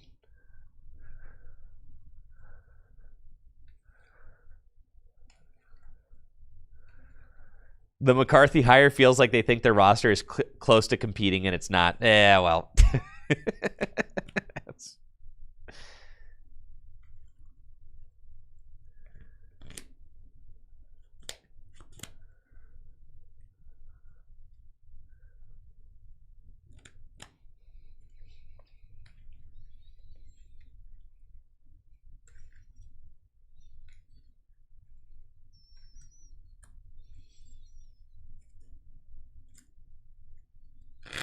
Yo, thank you, Rusked, for that sub, the 36 months. You want to see more Rockets Haunch gameplay?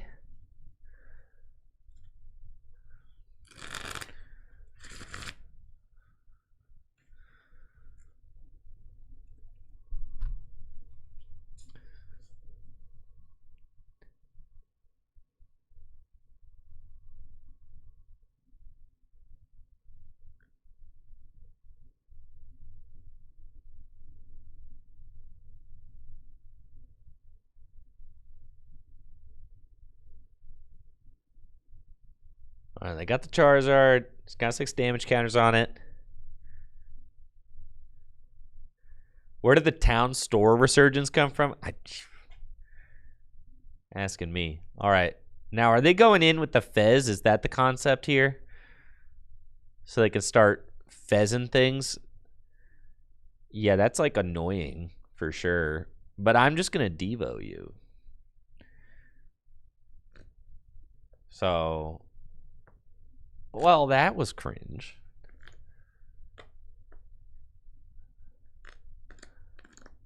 Yeah, I guess I just try to Devo you. And then leave you with like a dead, those 2 guys dead. Seems pretty good. Who do they hit here? A Frostlass or a Monkey? Monkey, yeah. It's fine. So we get the Monkey back. I mean, I could just Night Stretch the Monkey right back. That's not even a problem.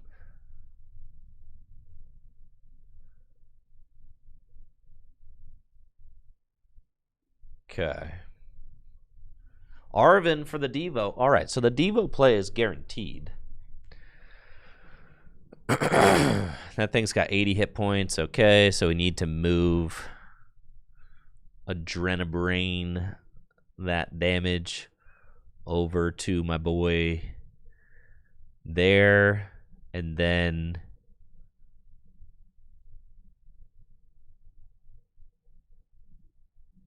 do we Devo yet? I feel like this thing is definitely annoying.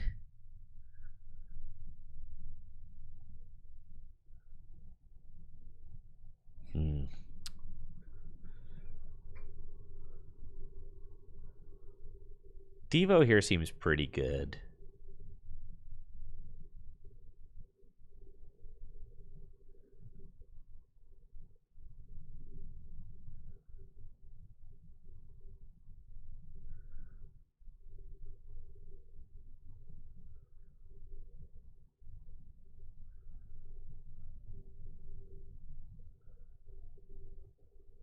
Oh, that thing's a Charmeleon. All right, so I can't Devo yet. Got it. Yeah.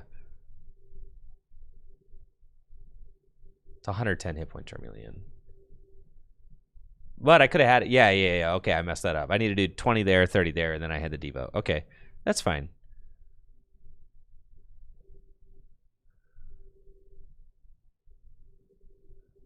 We'll wait one more turn. What if I go in and I guess I could just like knock out this Fez. That's probably not correct. We probably just itchy ball on this thing.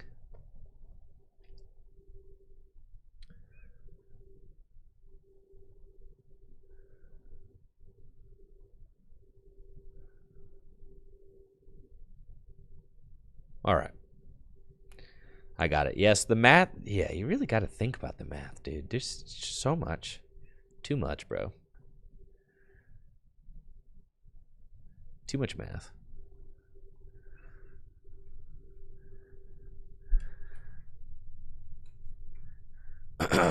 Well, the thing is, too, like, honestly, like, stopping and thinking and, like, talking to chat and stuff, it takes me out of, like, the, you know what I mean? Like, it takes me out of, like, I have to, like, really, like, I have to just shut up and really focus, right? Because there's so many different little math things that you're doing constantly. I would have to just literally shut up and play. Because I'm not good. I'm not, like, very good at multitasking. I'm actually really, really, really bad at it. My wife, Natalie, will tell you. I'm impossible. Like, if I'm thinking about or talking to one person, I cannot process multiple things at once. I'm very bad at it. So, like, doing math while trying to, like, it's horrible. It's horrible. I would have to, like, completely, which is why if you've ever seen me play at a tournament, I'm, like, very hyper-focused. It's like those little things like that, like the 10 damage. And I don't have the reps to be able to, like, just do stuff without thinking, right? A bad trait for streaming. Whoa, yeah, but, you know. The thing is that generally I'm good enough at the Pokemon trading card game that I can kind of like make my way. But like for a new deck like this that requires a lot of nitty gritty math, like yeah, it's gonna be ugly for sure. That's fine though. We're still cooking them. Okay, so we've got that Devo play lined up. This thing's got 70 hit points. That's 2 monkeys. If I can get another monkey out.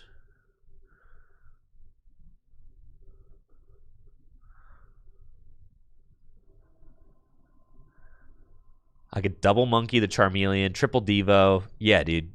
Yeah. They're fried. They're fried. Okay, so we go.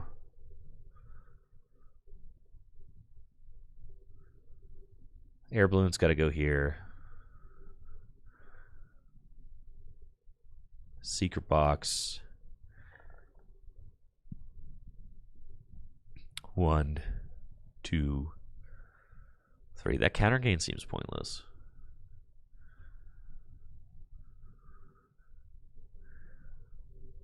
Okay. Night Stretcher. Artisan. That. And a supporter. I could Iono them while doing it. Seems kind of cool. All right, let's do that. Got everything else? Yes. Okay. Itchy once more. Why would I do that? I'm going to devolve all 3 of these guys. That seems insane.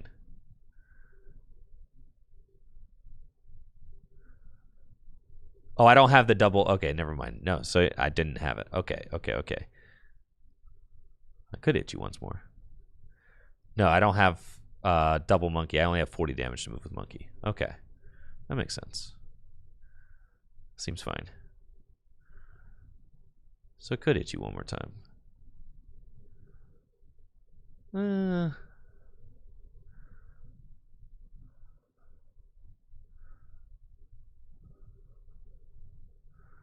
Doesn't really matter.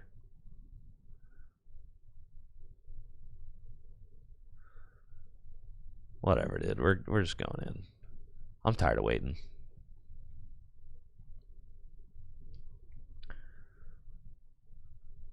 I could kill that Zard, is the thing, so that's fine. Oh, I have 10 more damage. We'll do that. God, I'm 10 damage short. That's cringe for sure.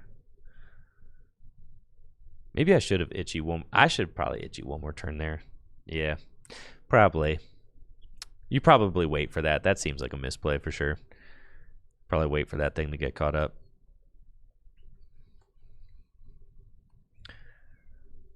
Still seems like a pretty decent spot though. Because they're... Fez is going to eat another 20 damage, puts it up to 160. It's like almost dead. And then I can knock out that Zard. Like if it does evolve up into a Zard. I can knock that out. Like Blood Moon or Mega Frostlass or like whatever, you know? So it's probably okay. I think I felt like getting the Pidgeot out of there was good. God, this deck requires so much thinking, dude. It's so stupid. This sucks. I cannot wait for Monkey Door to be... As someone who's played this game for like... I've been playing the game since like 2011. Never has there once been a card this annoying. Not one time. I'll take Seismitoad, all that. Who cares? That's all fine. Like, this is the most annoying card. Right up there with Dusknoir, 2 of the most annoying cards ever printed. Let Loose, not nearly as annoying. No. Monkey Dory is easily far more annoying.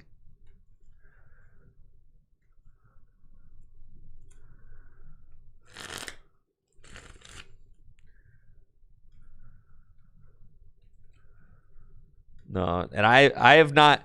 Not only have I not played this deck, I haven't played like any Monkey Dory deck. The only Monkey Dory decks that I've played, I played the Kangaskhan deck a little bit. That was it.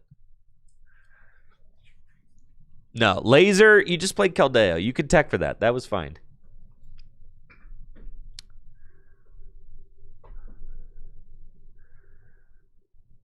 Okay, so they go to 3. We've got Itchy. Well, this hand kind of sucks. What the heck? I wasn't expecting you to have Rurkini Charizard knockout. Like, what the heck? Rurkini Charizard Iono knockout. All right, well, I got this again. So we go here. Do I just bundle? Oh, I don't have the...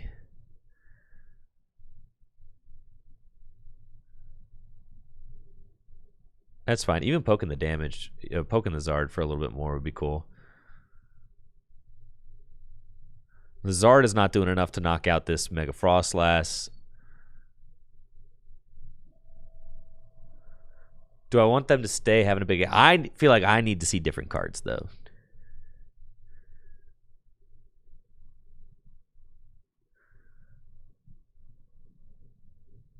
So is it worth it to evolve into the Mega Frostlass?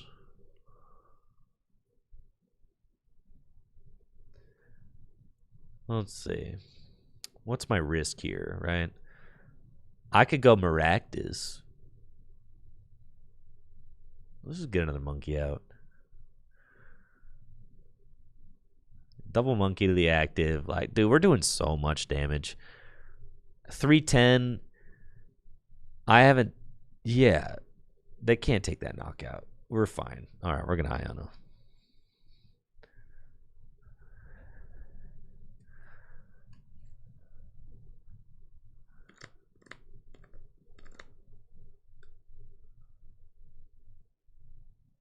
No, I'm not saying that Monkey Dory is ban-worthy. I just am excited for it to be gone. I know there will be some sickos who look back on this and be like, this was my favorite time ever to play the Pokemon TCG. Respectfully, it's not mine. But I see what people see in it. I do. I just don't want to play it forever, you know? I see what people see in the Scarlet and Violet era, and I think it's a good format. I do. I think it's a good format. And I think that people will look back on this format very fondly. However, to me, like, change is what makes Standard fun. So I am looking forward to the change. Yes.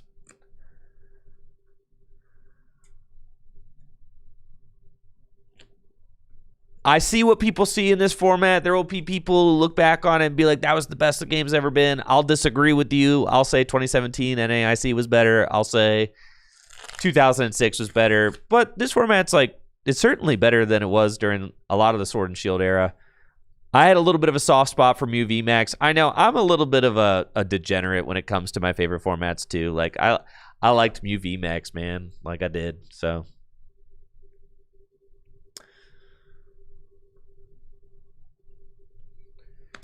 If you don't like change, GLC is cool because it changes more slowly.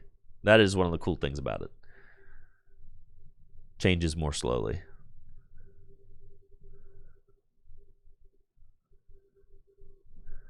The Larry for game. All right, Larry is starting to look kind of crazy, isn't it?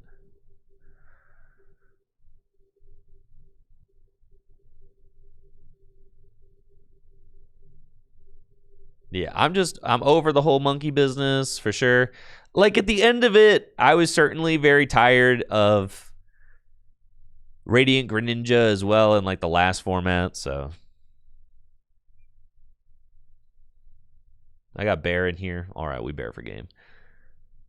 GG's Larry's skill. Or we could do it with the... Who do you want to do it for? You want to do it with the Bear? Or you want to actually do it with the... Gotta do it with the Frostlass, right?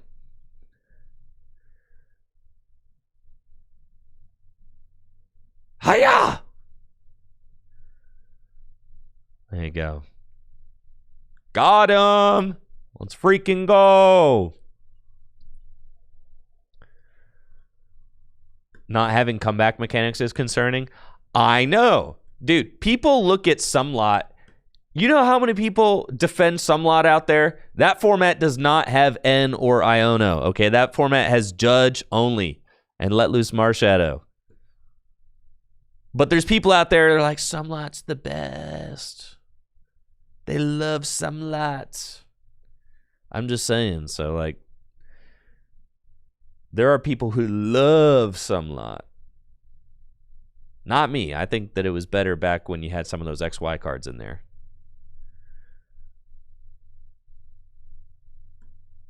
But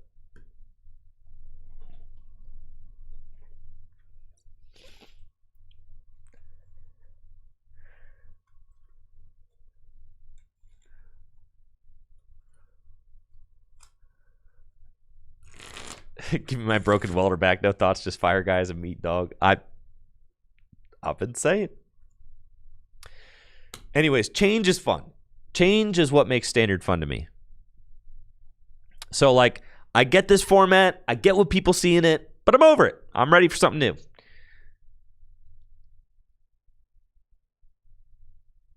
I'm ready for something new for sure.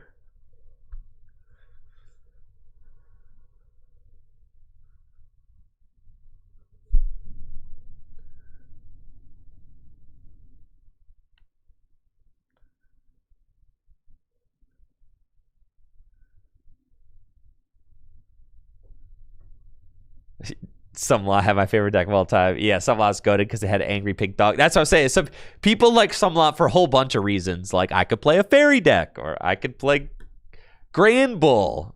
I could play my Fairy Gardevoir Swampert deck. I could play Blacephalon. Like, yeah, okay, sure, whatever. But, like, and trust me, I'm someone who I have like nearly, I don't know, somewhere between 200 and 300 retro decks built. But, like, all retro formats eventually get stale. They all do. Because they don't. And the RSPK copers will tell you that that format is perfect and never and is always changing. There are people who will say, well, like, the format's still changing. Like, okay, all right, okay. But what makes the trading card game fun is that it keeps evolving, right? It's got to evolve, so it's got to keep changing some.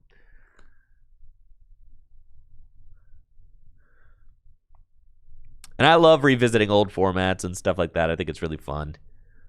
But change is also fun. Change is like the most important part of the trading card game, in my opinion.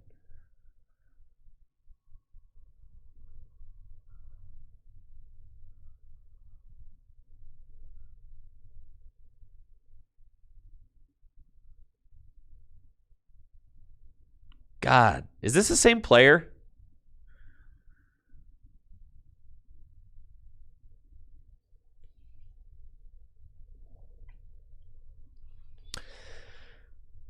I do feel like it's kind of important for me to take this time to learn how to play with this Frostlass guy. This deck plays Buddy Buddy Poffin, right? It's got to play Buddy Buddy Poffin. Why the heck would it not play Buddy Buddy Poffin? It's got to play Buddy Buddy Poffin. Yeah, deck's got to play Buddy Buddy Poffin. Sheesh. Okay.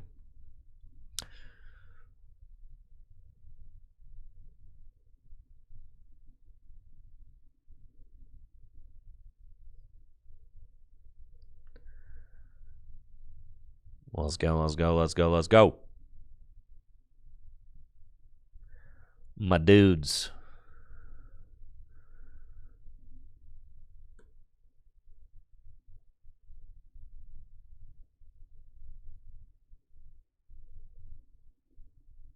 So is this legitimately what the Charizard deck tries to do against you? They try to power up Fez? Is that like the thing? RSPK means Ruby and Sapphire to Power Keepers. It's like the original EX block, like 2005 to 2007.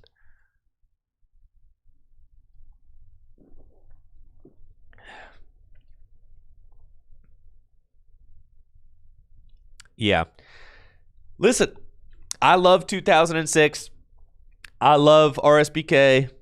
I think those formats are really fun. But again, for me, variety is the spice of life.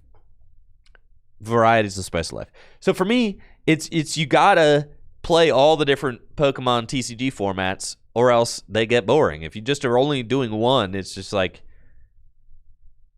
that's just no fun. So if you're only playing RSBK, you're missing out on a lot. If you're only playing Standard, you're missing out on a lot. If you're only playing GLC, you're missing out on a lot.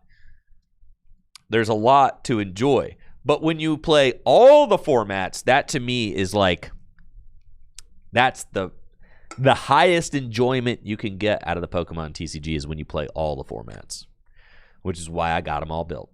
Except Expanded. Expanded sucks. Except for that garbage. All right, let's see. What are we doing here? The lilies. That's what I'm gonna do.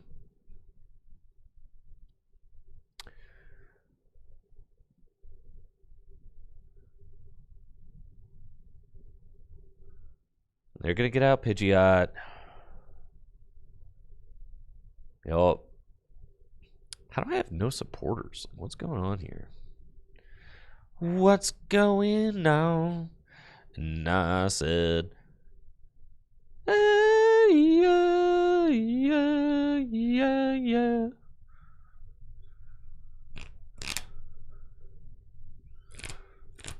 Cube is a format. Yes, for sure. That's why I got to play Cube too. Cube is a format.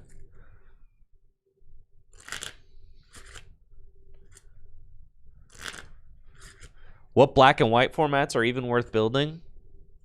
All of them. They're freaking dope. I was thinking about building like a black and white cube. God, how sick would that be? Now, some formats have more replayability than others. I would say that this current format that we're in has a lot of replayability. But I think that, you know, eventually, though, you get to the point where you've kind of seen the same lines unfold over and over and over and over and over again, right? But that is one of the things that makes GLC a lot of fun, is that in GLC, there are more lines because it's a singleton format. So there's like a lot of different, you just see a lot more variation, which makes playing it a lot more fun, in my opinion. I do think that Gym Leader Challenge is like incredibly fun. Dang, how'd you get that thing powered up so fast? That sucks.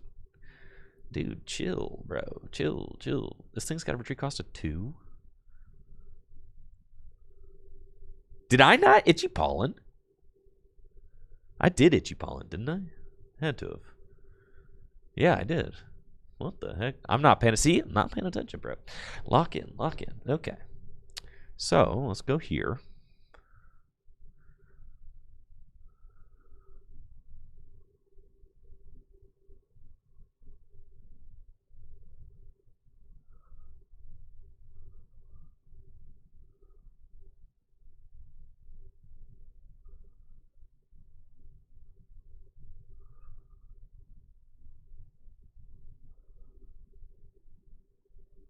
This could get ugly.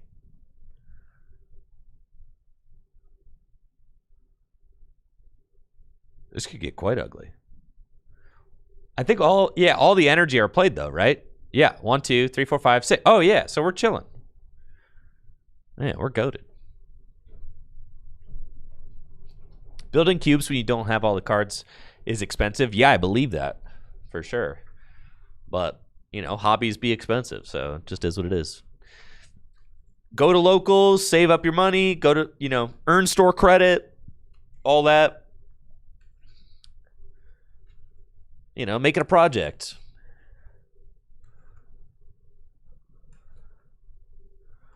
You could proxy the expensive. I've had someone, I think, Gwen, I think, built my Noah's Ark cube, but I think she's got some proxies in there. You could always proxy the expensive cards. Another cool thing, like the rocket cube that I showed off in my most recent video, the rocket cube, all of the hollows have non-hollow variants, so there's like that too, you know. You played it this weekend? Yo, that's what's up, Connor. That's dope. That's what I'm saying. She's working on converting it to real. So that's what I'm saying. Like, make it a project. Make it like hobbies are hobbies, right? So like, what I'm saying is that the journey to build a cube, that's part of the hobby, right? So enjoy that. So enjoy the toil of putting it together, proxying the expensive cards, and then the journey of going out to card stores, occasionally finding a card you need, occasionally converting a proxy into a real card, right? And then feeling the joy and success that you get out of that. You see what I'm saying? Like, that's all, to me, that's all part of the hobby. And that's what makes it fun. Is like, you don't have to go into freaking TCG Player, or you don't have to go to fullgripgames.com and put $3,000 worth of a cube into your cart and click checkout. Though if you do put $3,000 into your cart at fullgripgames.com and click checkout, that's what's up. That's what's up for sure. Appreciate you.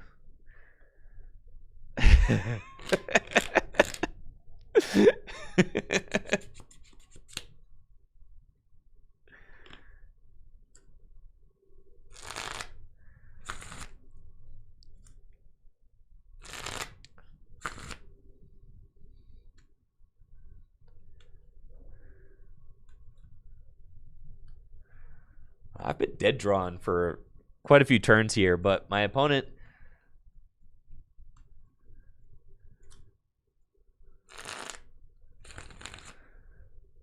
Black and white cube maybe is fun, but Pokemon Catcher and Tropical Beach? Tropical Beach? That sounds like the biggest sell. God, I love Tropical Beach so much. Yo, Connor, what ended up doing well in the Noah's Ark Cube when you played it? What deck did well? Uh-oh.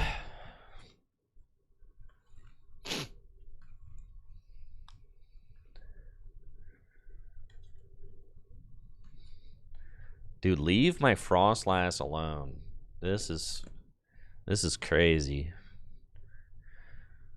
Hey, I just met you. And this is crazy. Here's my Badoo. I need to find my Super Rod, certainly.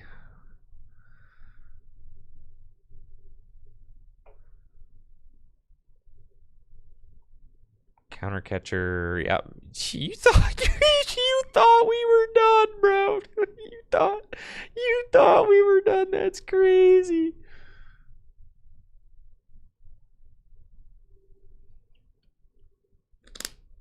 What list am I playing? I don't know. Some one I found online. From some online tournament. And we definitely need to get that Pidgeotto out of here.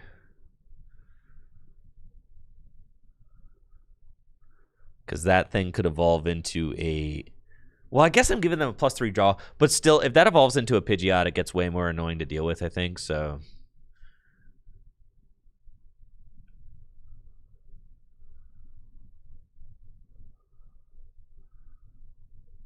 I think I got 110. Okay, didn't find the rod yet, but we'll get there. Rod is index, so that's fine. All right. I'm getting... My powers are increasing for sure at this deck. The more we play. Swampert, Raichu, Ampharos went undefeated. Did it have the Swampert EX in it?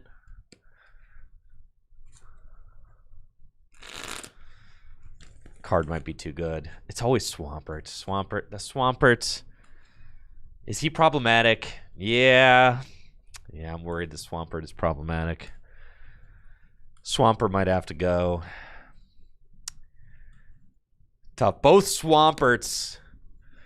I've tried the fighting one. I've tried the water one. Oh, yeah, I should put Shaman into play. I don't really need it. It's fine. Maybe the Swamperts are too good.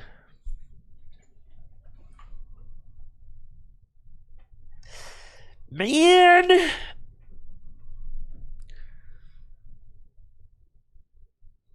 But there's got to be good cards in the cube, or else it's boring. People should just hate Draft Swampert because they know it's good.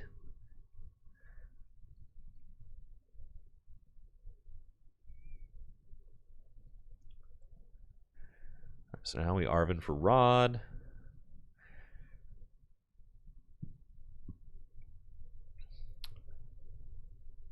Rod back in. Those.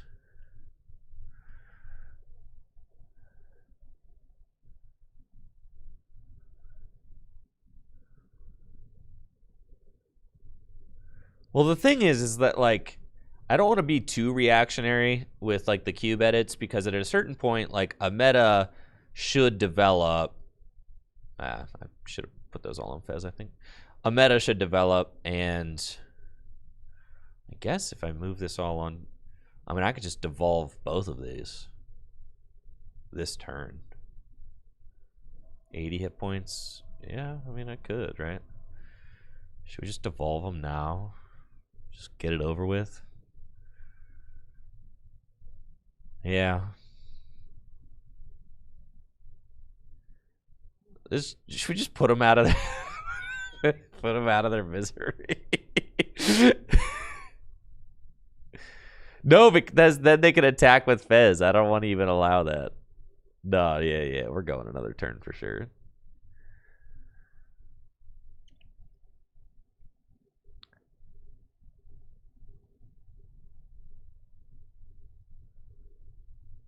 Yeah, the water. Yeah, the water. It is cool. The Swampert's cool. I know. The one with the energy recycle ability. Yeah, he's cool. Only got one weakness, though. It's pretty strong.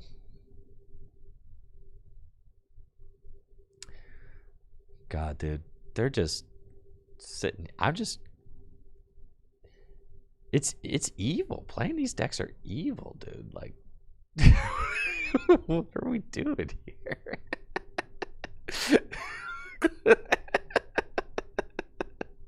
This is crazy, bro. All right, getting 2 Frostlass into play sometimes feels like a trap. I feel like 1 Frostlass kind of feels like the sweet spot. Sometimes 2 Frostlass, I guess, can go nuts, but I feel like next turn I just win.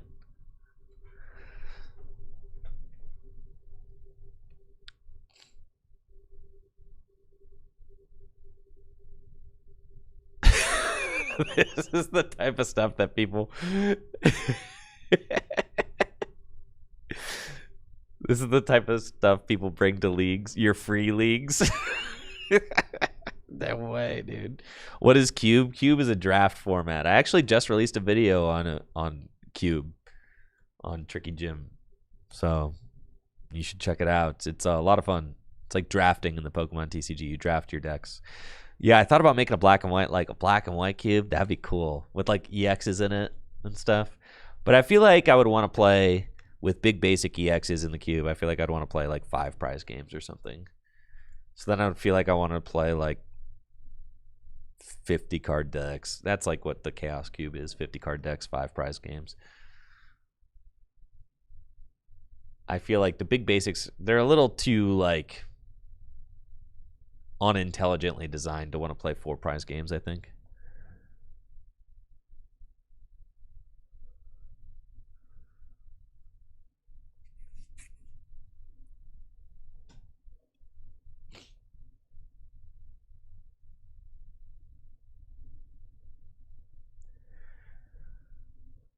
All right, let's go. That probably should have been monkey. Nah, it's fine.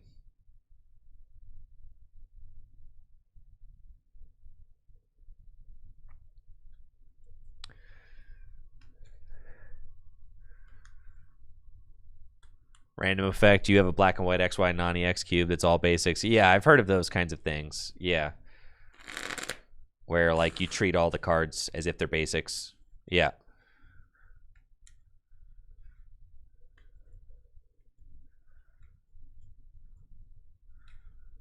$50 and $5, that's how you play. Yeah, $50 and $5 is fine.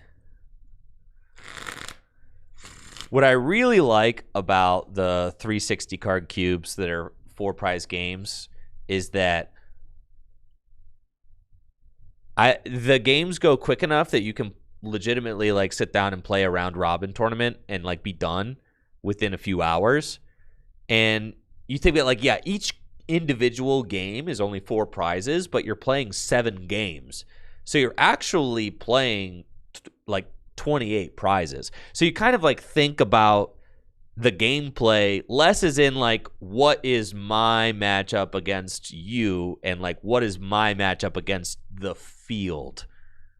Because when you're drafting, you're not just drafting against one person, you're drafting against everybody else at the table, right? So it allows you to like get through playing against everybody else in a reasonable amount of time.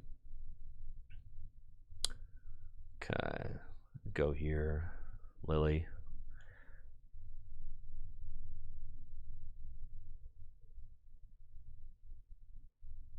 And you can always run it again if you hunger for more. Yo, what's up, Gwen? Heard you guys played Noah's Ark last weekend. That's hype.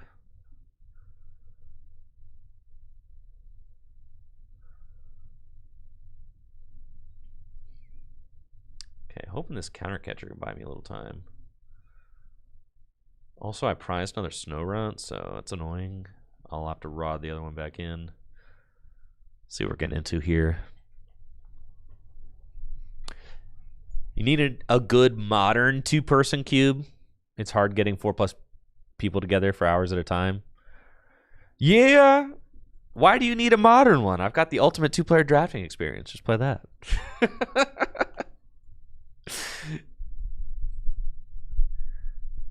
I was thinking that like a modern... All right, Gwen. Do you think Swampert's too broken, Gwen?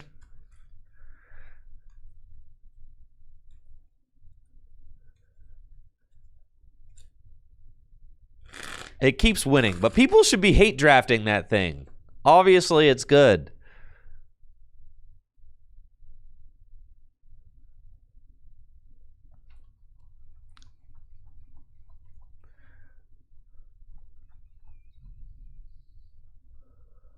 How big is the skill gap from someone that knows all the cards in the cube versus someone going in blind? It depends on the cube, and it depends on the player going in blind. But like, I would say not big enough that both people can't have a ton of fun. So I would, yeah, even if you're going in without knowledge of the draft pool, and even if you know the draft pool front and back, everybody could still have a lot of fun. I mean, it really is an incredibly fun way to enjoy the Pokemon TCG for sure. What is my opponent doing? Why didn't they just take this knockout? What are they doing?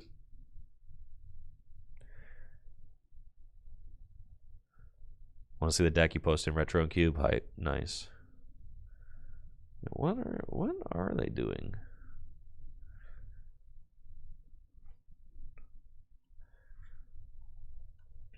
Posted in hashtag Retro and Cube.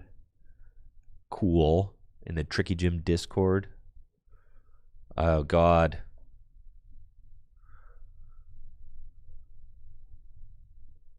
We're back.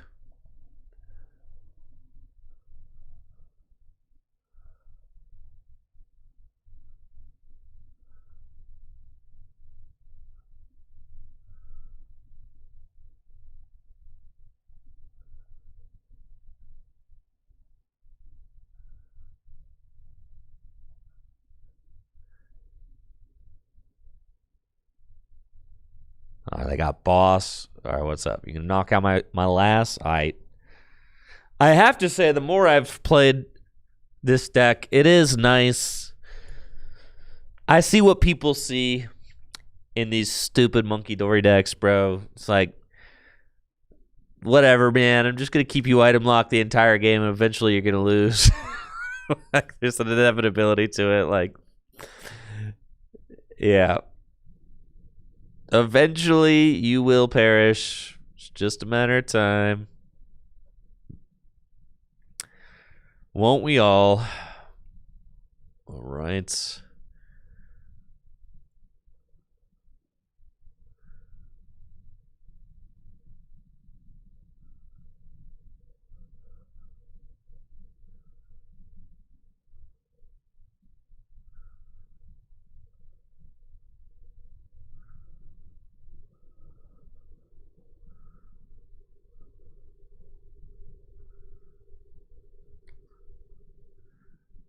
Here we go. Adrenabrain. Let's start getting these guys some damage counters on them.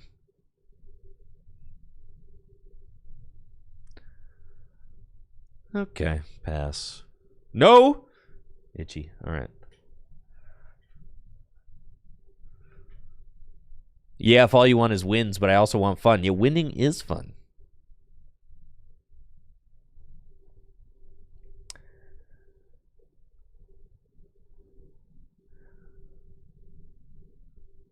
Just turn off brain, become monkey. Well, that...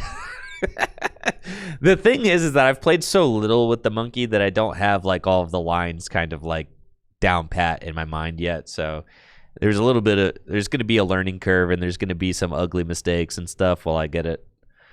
But I mean, I guess I might as well freaking learn this card because it's going to be around for another year or so. Yeah, not thrilled about that, but it is what it is.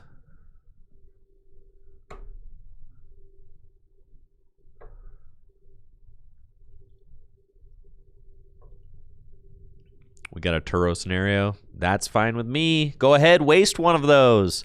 Yes, waste them. Waste them. Both Turo down. You're cooked, bro. You're cooked. You're freaking fried. You are fried. You're cooked beyond belief right now. You are so cooked. God, it feels good.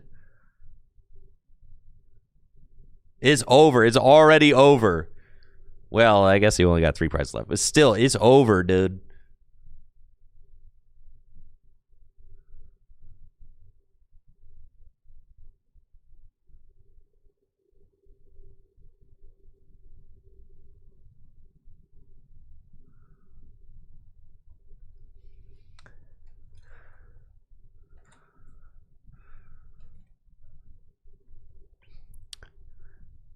Man, this is my favorite part right here. This is when you counter catcher the Genesect.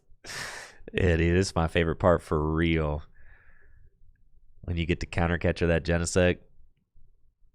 Do it to it. There we go.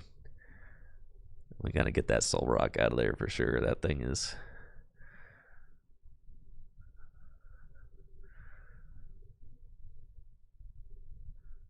All right. No other boys that I want there. That's fine.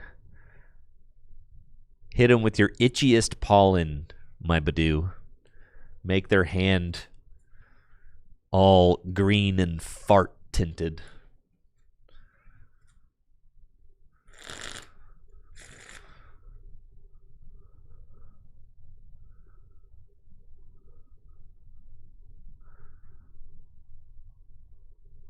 Why not Cactus the Genesects? I suppose they've used both Turos, so we might as well, huh?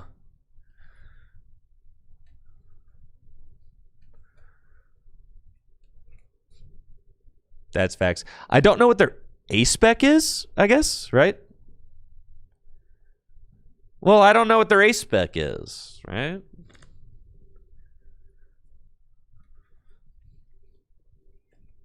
What if it's Prime Catcher?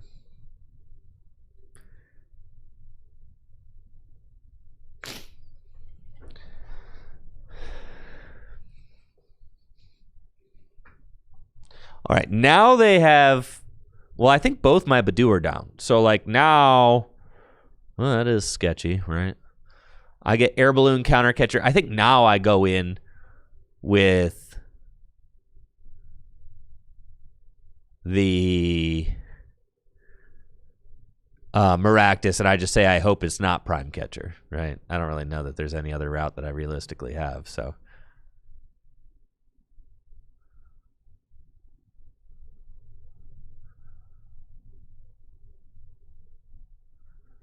already got Iono in hand. Yeah.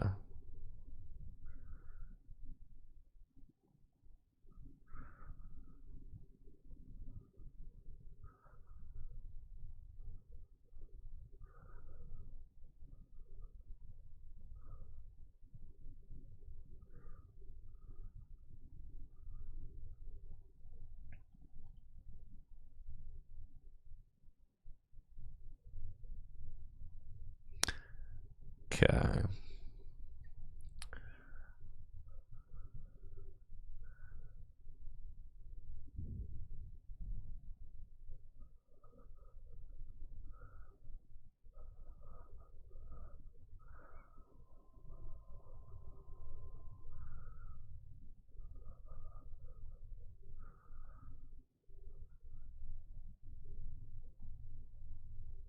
Okay.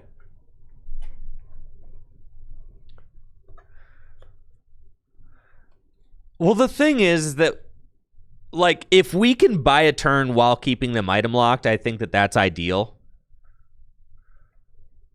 Right? And they do play Prime Catcher, right? So, like, there we go, right? Like, I think the ideal situation there... All right, so then what are they doing? I can't item lock anymore. I think I lose. I think I genuinely lose. I think I lose. Right? Like, this next turn... Yeah, I think I lose. Because they have this third gold deck. Well, I could Devo. I could hit a Devo, but they'll still have Soul Rock. I could hit Iono Devo.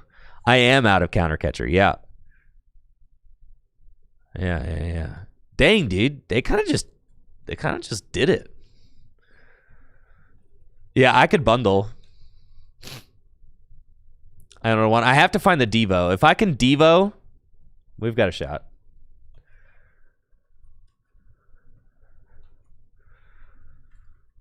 Because I will clear all the gold deck. Oh my god! Frick this freaking game!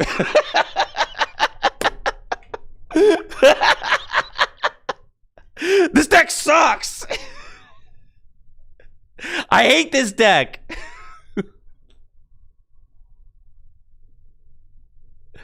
This is cringe beyond belief.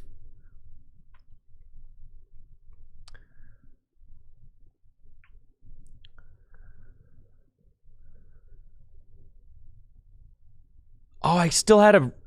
I thought I was out of Night Stretchers. I can still item lock.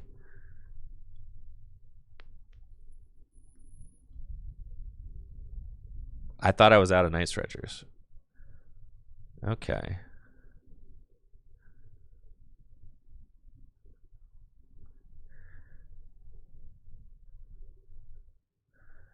Well, now I wish I didn't have this Maractus up here.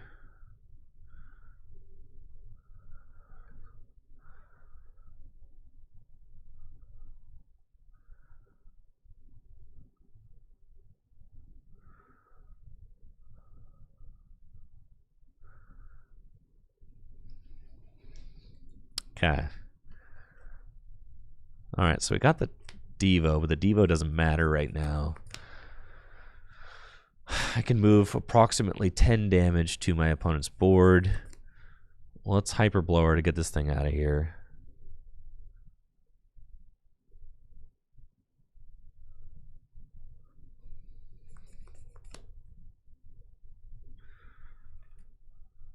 Okay, it's gotta be that one. That's fine. Then we item lock it. Okay. So we go...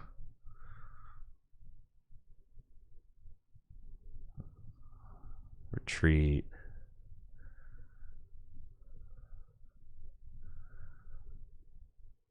Trainer Brain.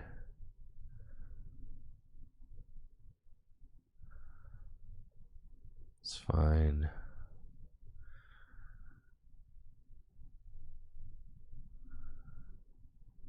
I don't think I have an extra out to Frostlass in my deck right now. So I think we're just itchy here. I don't have counter catchers left.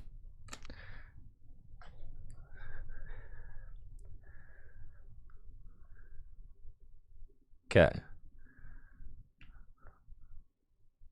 What's the energy? Oh, they only have 2 energy in the discard pile. I'm so cooked, bro. I'm so cooked. Why am I so cooked? Why am I so fried, dude?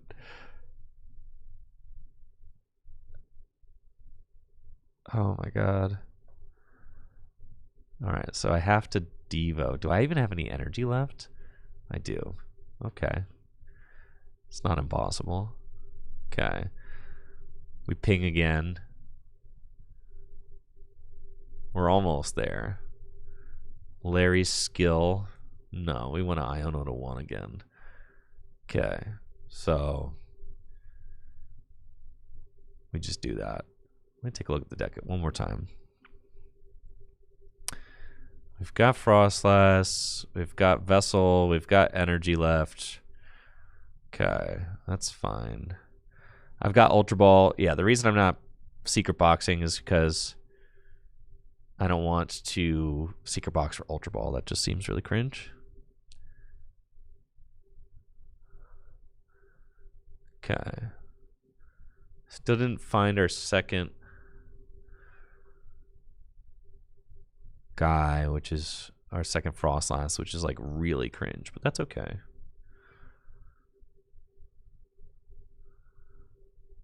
Energy there.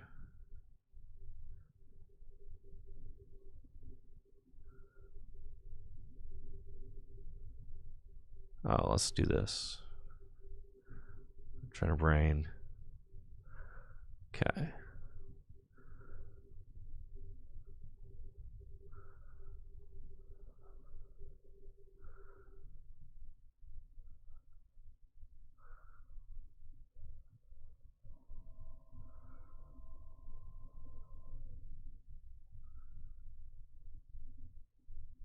Yeah, it sucks. I need them to just not have metal fighting, you know, 1 more turn. I think I just need 1 more turn. I couldn't do it. They're 70 hit point guys, so I couldn't do it this turn. This next turn, I just need to live this turn. That's it.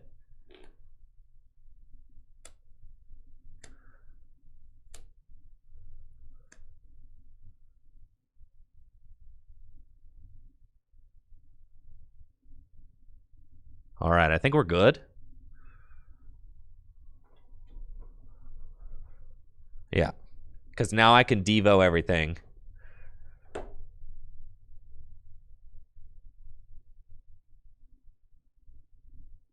I think we're good. Okay.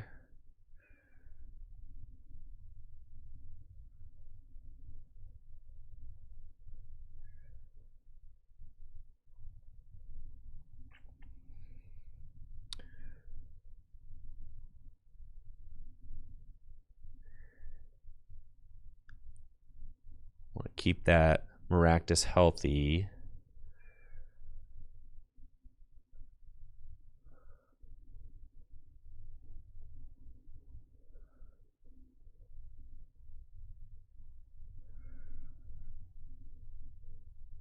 It doesn't matter.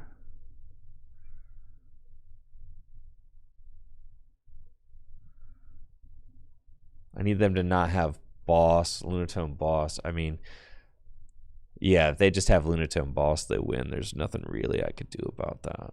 So, just is what it is, right?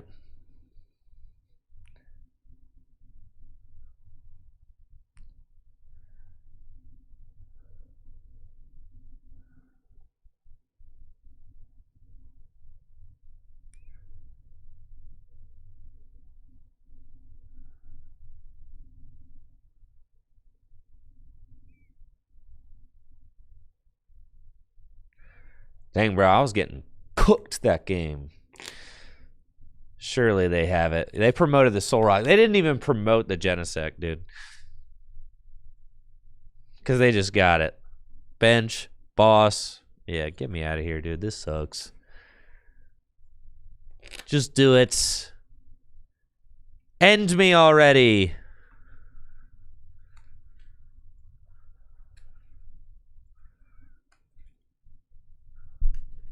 This sucks.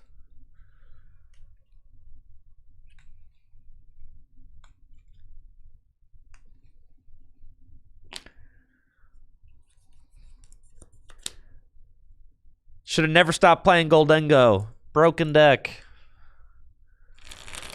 Hope I enjoyed the picnic. I did not!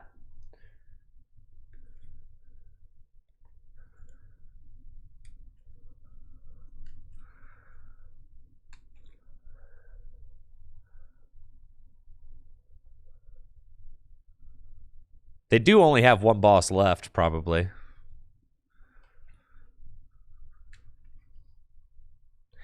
This game sucks!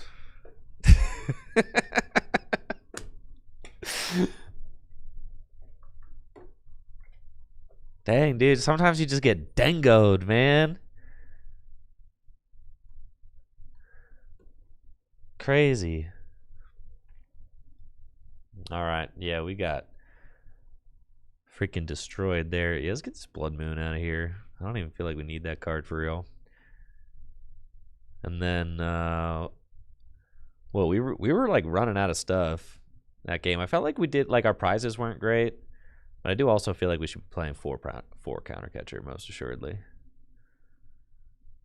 All right, there we go. Play.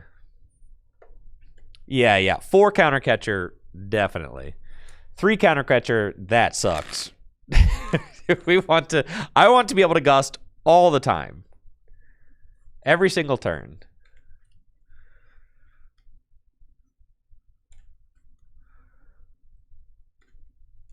Yo, what's up, Venomous Joke? Try Zork with Zekrom. Man, Zork? Zekrom?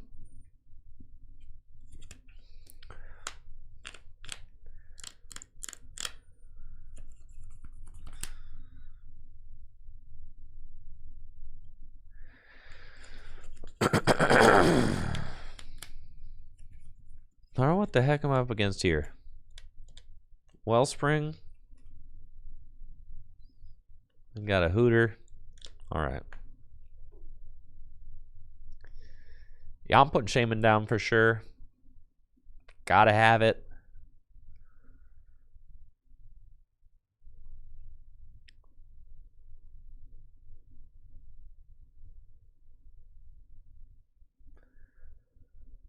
I feel like that counter game can definitely go. Am I tripping? I'm pretty sure I'm not tripping. I think that counter game can definitely go.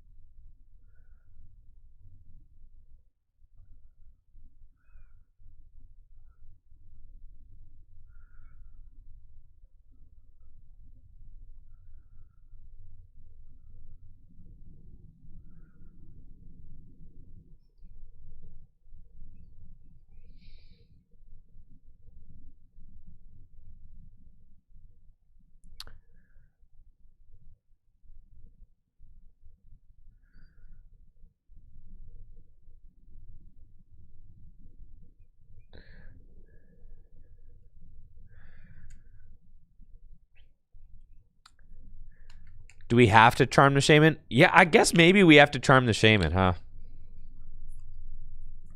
Yeah. Probably. I forgot that. Yeah. I should probably charm that. For sure. I think the counter gain, if you're not playing Blood Moon, I think the counter gain just goes, yeah, they got turn 1 Crispin? That's nuts. Okay. Or turn 2. Blood Moon and Maractus. I guess, well, we do still play Maractus.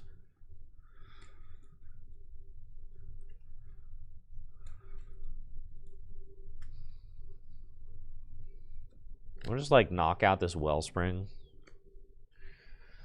I think I'm just going to do that. Like, let's just go aggro.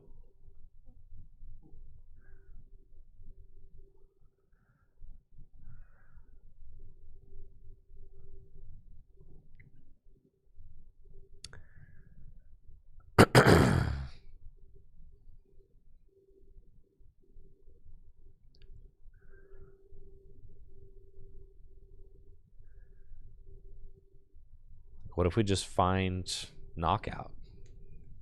Yeah, that's what I was thinking. Like, how you guys just sick of the? You just sick of it? You just want to just let them have it, you know?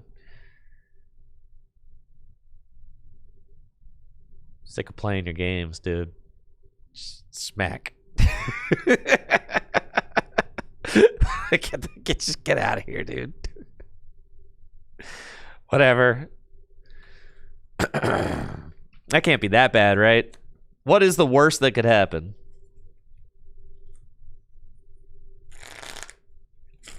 Yo, what's up, Custom Shelf Games?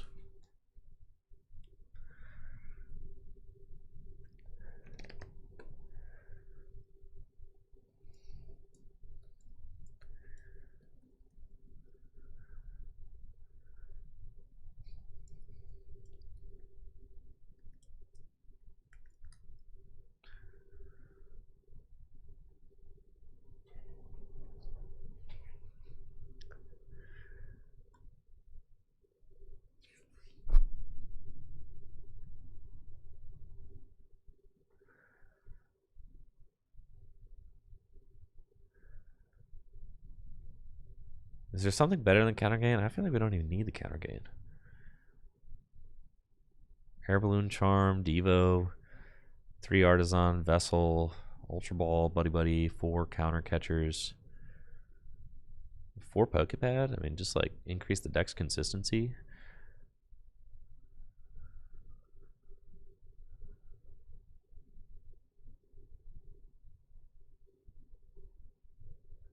At a certain point, you are getting diminishing returns there, but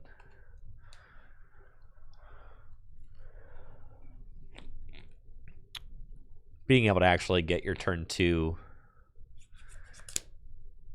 Baby Ting Lu? Holy cow. Dude, we should do that. Yeah, we should do that. That's sauce right there.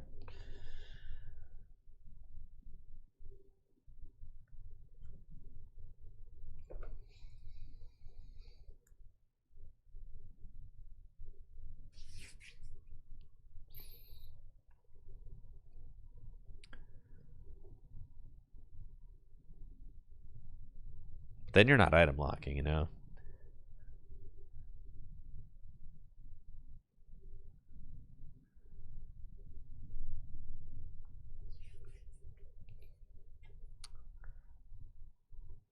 Alright, is this Pult? Can we beat Pult?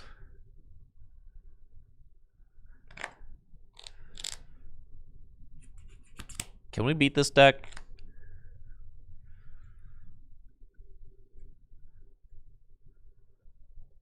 I don't know. I think so. Maybe. Do we have Duck? Yeah, we got Duck.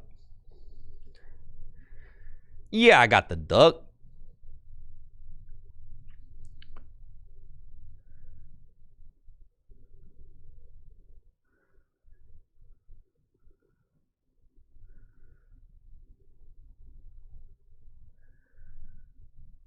So do we put you think we charm the Duck?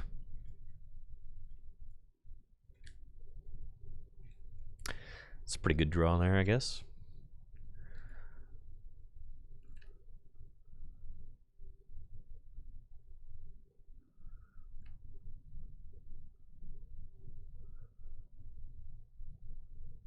Charming the Duck seems crazy for sure. Yeah, that seems crazy good. I'm doing it.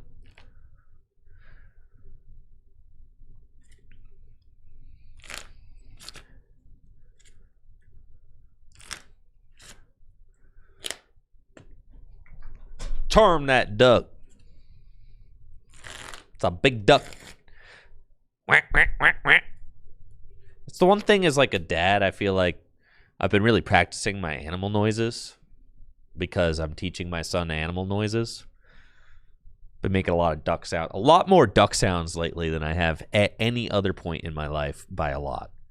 I've been doing a lot of moo, a lot of cows, moo, a lot of goose, honk. Donkeys. Yeehaw! Horse. Yeah, dude. Been doing a lot of. I'm not good at it, but I have been doing a lot more animal noises than at any other point in my life. By a lot.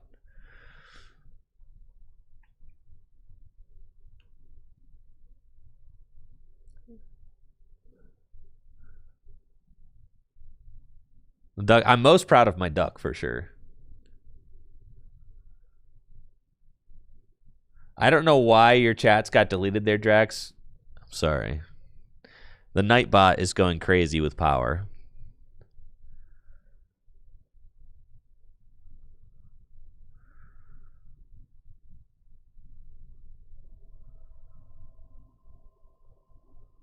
I do need to find a...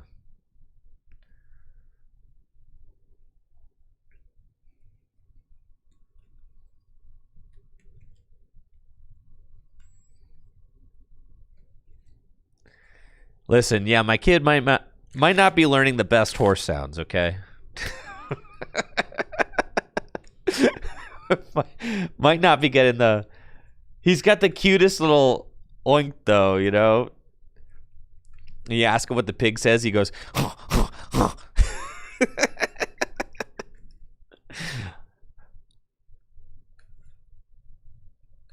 It's really cute. It's really cute. It's like freaking adorable.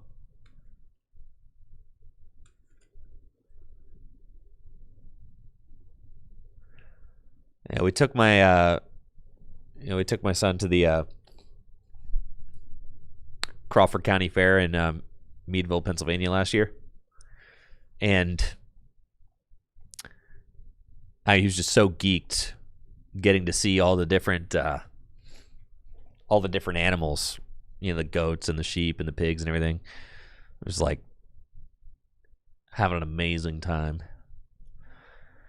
Should we just knock out the Dragapult with like a... Yeah, we should just knock this thing out. Like, let's just do it, right? Like, let's just freaking do it. I guess I'm 10 damage short. So, that's so cringe. No, so let's not do it. Okay, we're 10 damage short. We're not there. Instead... Night Stretcher, they took 2 prizes there.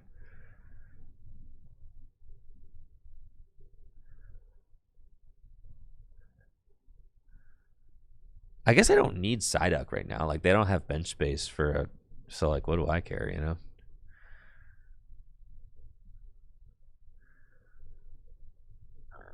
Huh. Charm did not do anything. They had the counter, yes. That is facts.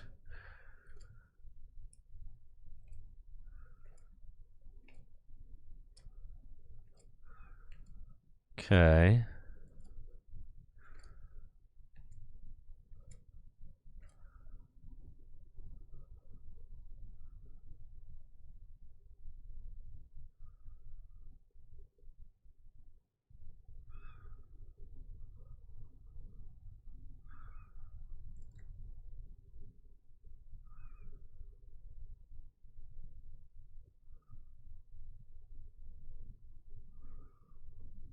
I don't know.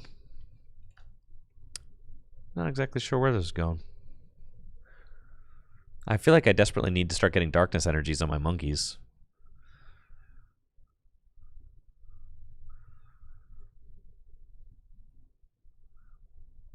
I don't feel like I'm going to be able to adequately stall them out.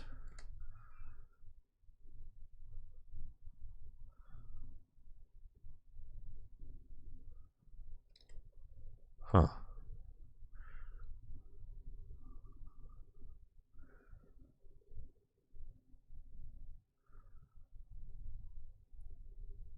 Yeah, this could certainly get bad, but we'll see. I don't know.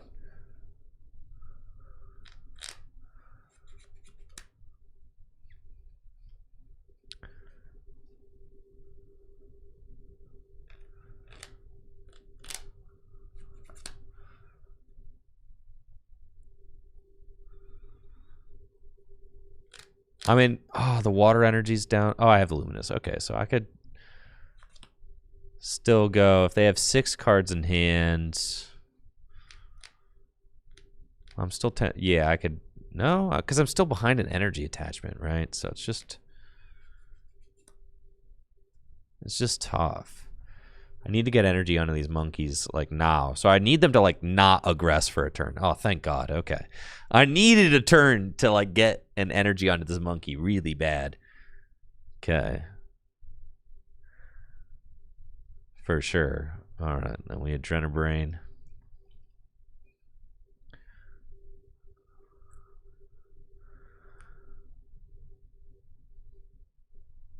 That's quite good. I feel like we don't Larry's skill yet. Sorry, Lair Bear. I need these cards. Okay.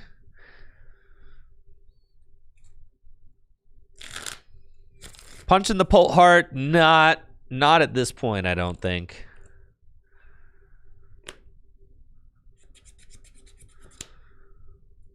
All right, the Lucha going down, that was cringe. But that is what it is.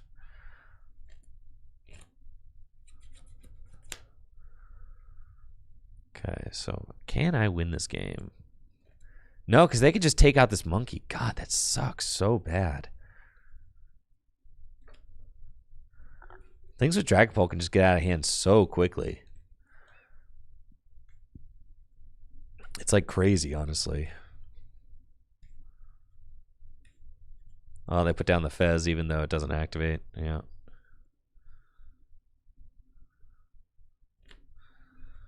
Still, they just go to 2 prizes remaining. This sucks. Okay.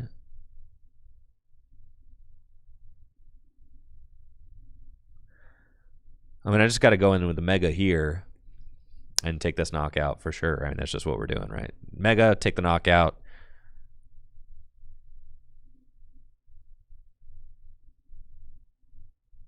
So that's what we're going to do. Yep. They go to 2. That's fine. And I'm basically trying to go just knockout game. And I got the Badoos there, so that's nice. Does Larry's skill change this at all? I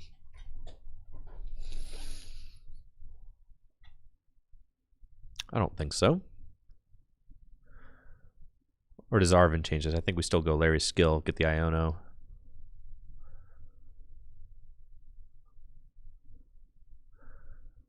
Think about my other cards. I've got Psyduck. Do I need that now? No, it's probably more of a liability. We go get the Mega Frostlass. We get an Iono.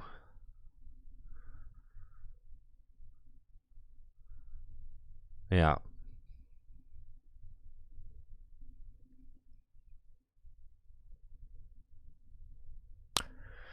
Bundles, fine, I guess, at this point to have.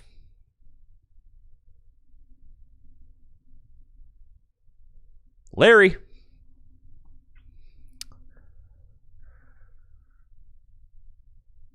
And we hit him with the,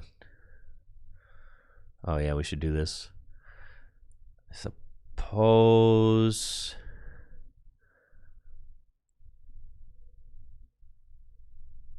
Probably put it here.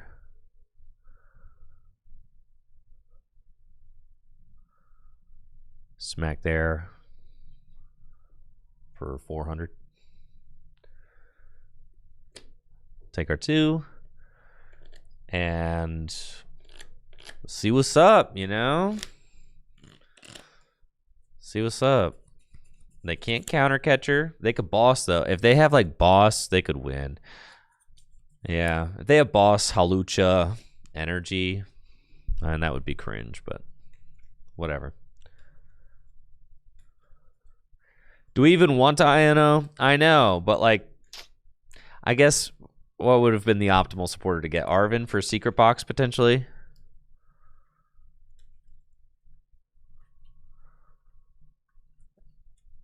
Yeah, probably Arvin for Secret Box. It is a weird situation. What the heck am I getting? I don't know. I think if their hand is big enough, I just win. So if they like hit me with a big hand, I win.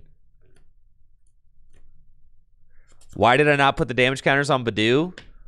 Because I could just do that next turn, right? I don't want to give them more bench space to work with. You understand what I'm saying? Yeah. Like, why would I get... Those are free prizes. I just leave those there.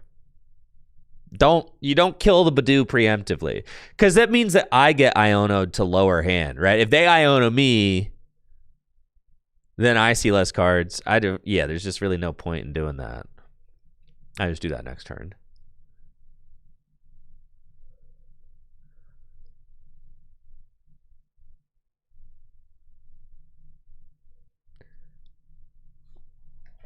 So the reason I went with Iono is because, like, maybe if they don't have win, they try to item lock me. Right?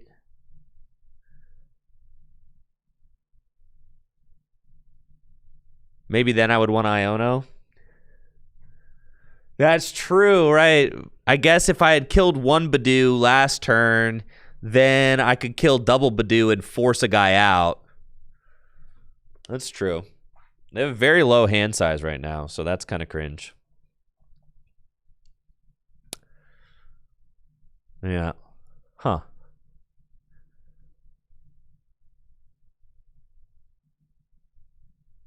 Yeah, they're going to come in. All right. So 150 damage, 200. Don't really have...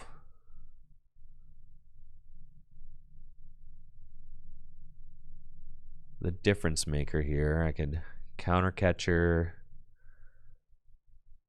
I'd have to counter catcher. I should have grabbed... I could do it if I had counter catcher, right? Maybe? Vessel? Push this thing out of the active. Say they bring up a fresh pult. They would have to have the energy. What's their energy count? 1, 2, 3, 4.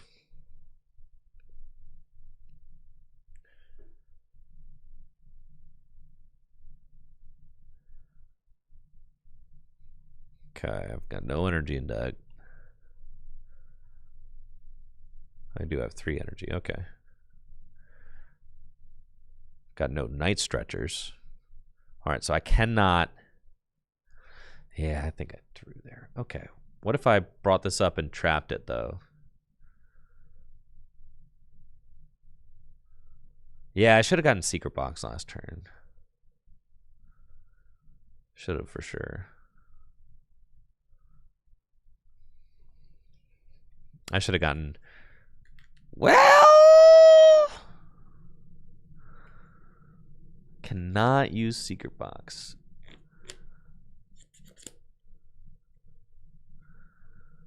Okay.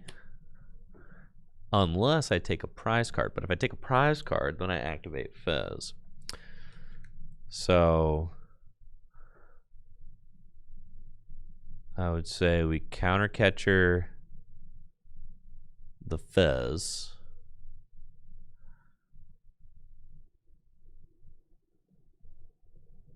We Adrenabrain.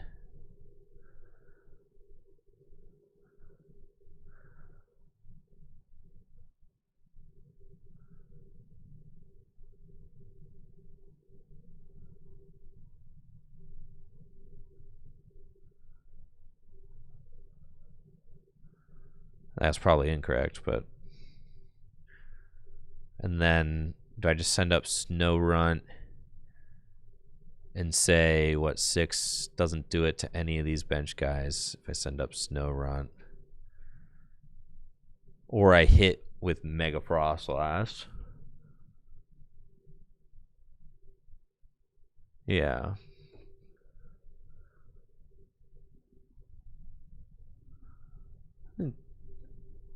This is... Oh my gosh, I forgot I don't have the energy. Oh well. We'll see what to do.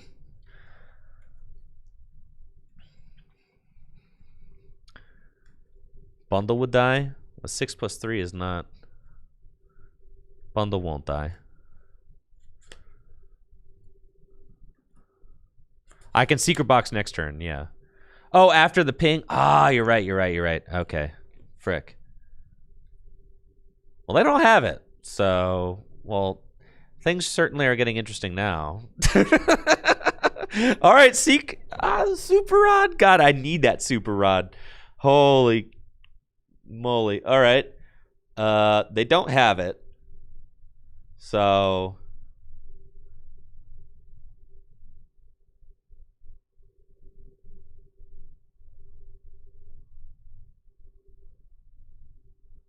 I think I wait one more turn. I know if I had just punched, I know I'm throwing, but also I'm kind of cooking, so whatever. But I'm also throwing, so.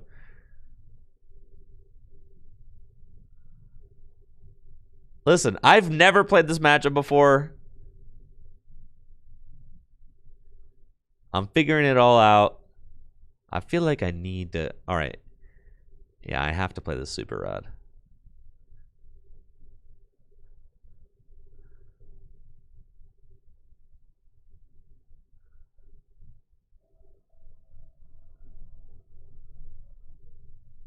All right, there's no way they have it this turn.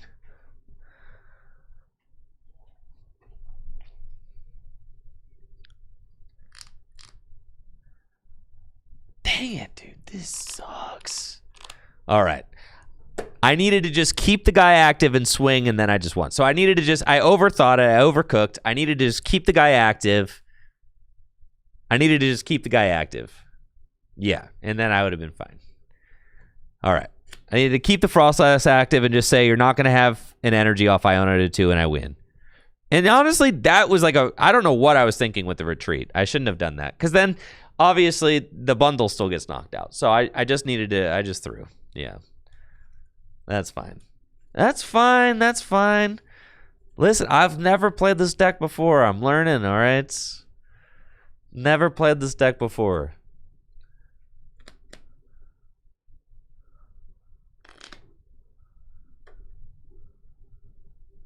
Remove the duck for TM Evo.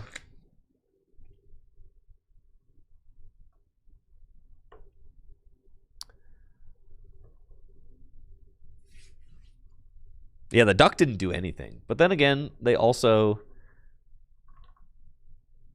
did not get out of Dusknoir, so who knows?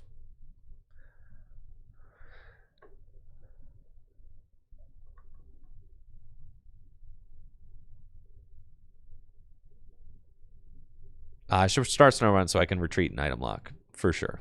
But it's all good. My opening hand is so cracked that, like, it doesn't really matter. Dang, this opening hand is crazy.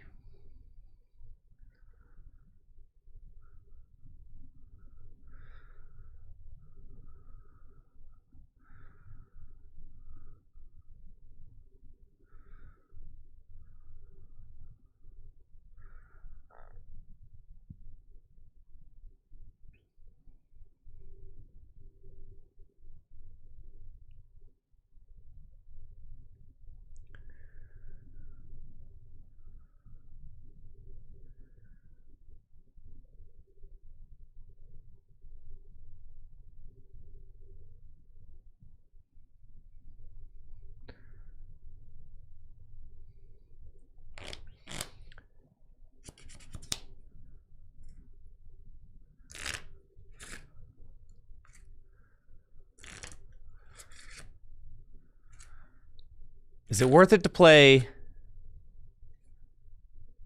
Yeah, bench stuck too early. Is it worth it to play 2 Devos in this deck? I see somebody saying 2 Devo. You played 2 Devos in here? Is that really a thing?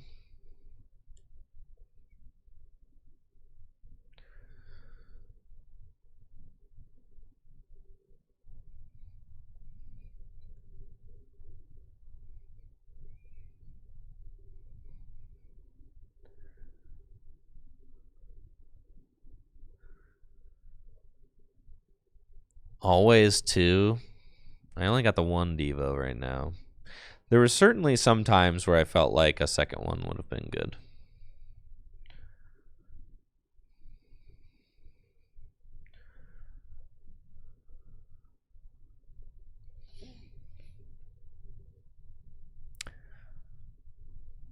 2 Devo is optimal.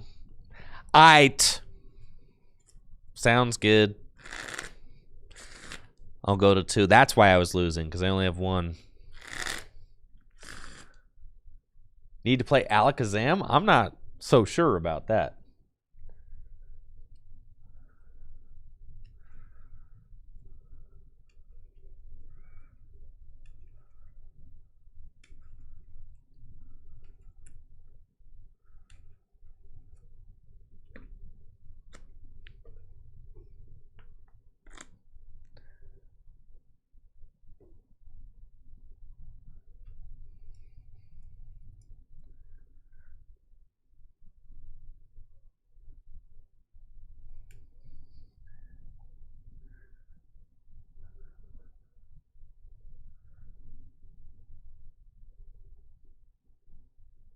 Okay. Damage ramps up really fast when you get all these guys in play. I might knock out my own Maractus. It's kind of sketch.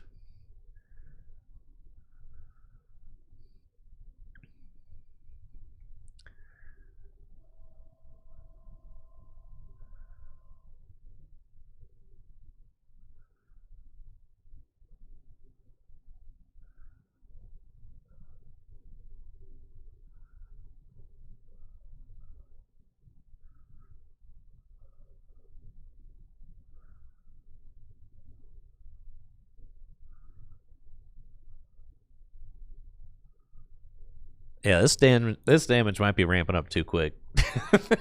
Oh my own guys. You see, we're kind of like, I'm learning. Okay, it's gonna go 70, and it's gonna go 90. That's fine, that's fine. Should play Evil Tall if we cut the counter gain. Yeah, that makes sense. Probably, right? Yeah. Because Evil Tall doesn't have an ability. The Maractus, yeah, ramping up this damage is not great, so we could do that.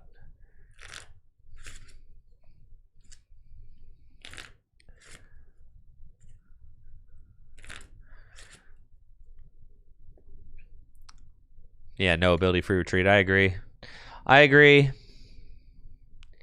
I'm with it. I'm wanting like multiple charms, but that's because I'm bad and don't know what I'm doing, so.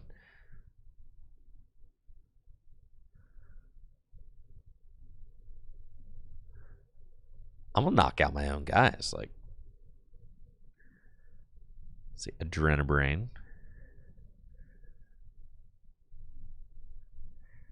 So it goes, it's 40 damage. Everybody's incurring 40 damage next turn.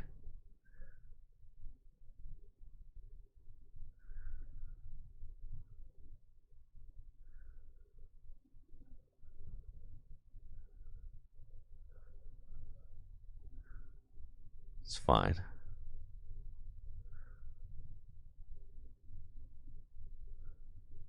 Way too much thinking going on with this deck, dude. Way too much. Way too much. Way too much. Just too much going on here, dude.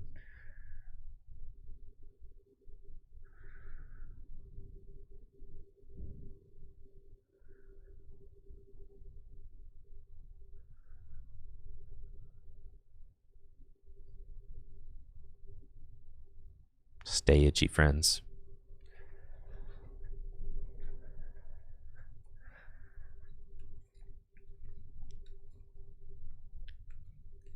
I should never have started the Maractus. That was my fault. But again, not enough reps. Kind of just like, oh, what's the worst that could happen? I could start Maractus. Like, well. I just find, ultimately, if I end up giving up a prize, it's like fine, right? It doesn't really matter. Actually was hoping that you would evolution here. So then your guys take more ticks. Yeah. Just might just be the reality that my Maractus, you know, I knock it out.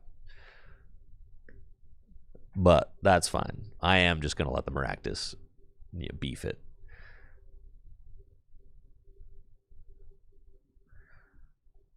Letting the Maractus beef it is like kind of sick because then I can I have counter catcher access, so that's cool.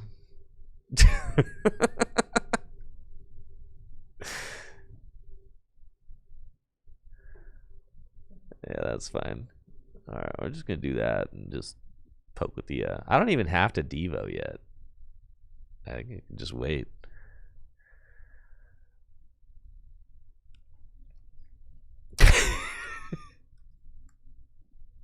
Wipe them now? Do I have to? I think I could. I think I can. I can wait. Is it correct to wipe that turn? I don't know.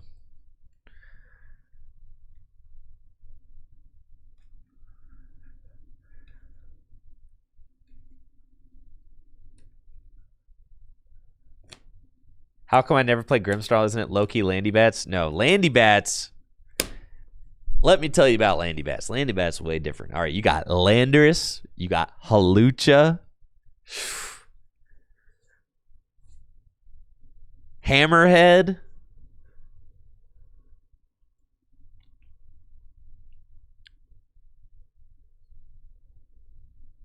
Put 6 on the Fez and Devo. That's 5 prizes. Well, I'm looking for 6 prizes. I'm going for the 6 prize turn, y'all. Yeah, Landorus Crobat was always more of a fighting deck. It felt like more of a beat stick fighting. I would say that Landorus Crobat felt more like Buzzwole. Like this fast aggro fighting deck. Yeah, you had Crobats to ping more damage. It just was those were just damage buffs for your fighting guys.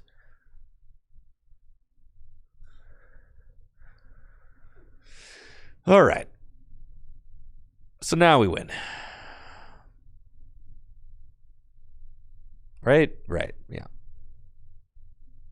GG's. The 6 prize turn. Let's go.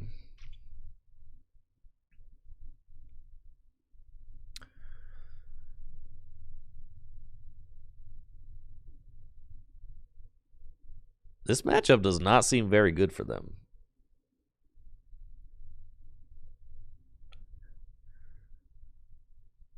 Gonna be honest.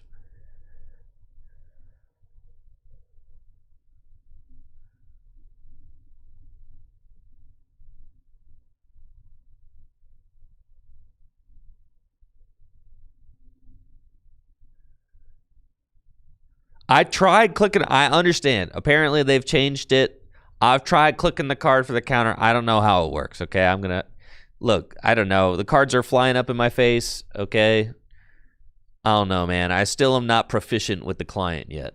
I'm figuring it out.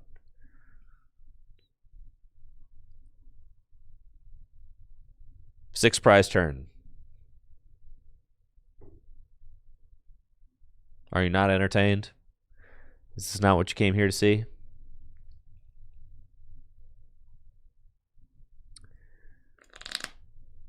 All right, let's look at the list. Whoa, whoa, whoa. What was all that? Okay, we'll get the Maractus. Should be Evil Tall now. Clutch.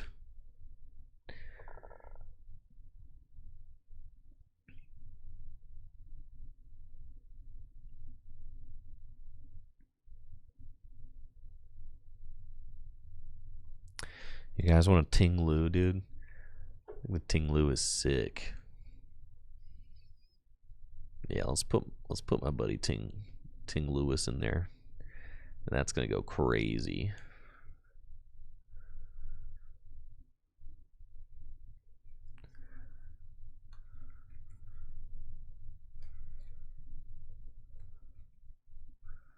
Ting Lu, just imagine the havoc will wreak. Oh yeah, we wanted a second Devo in here.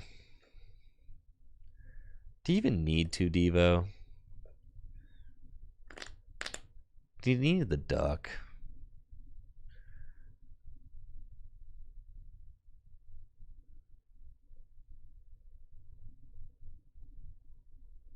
This thing sucks.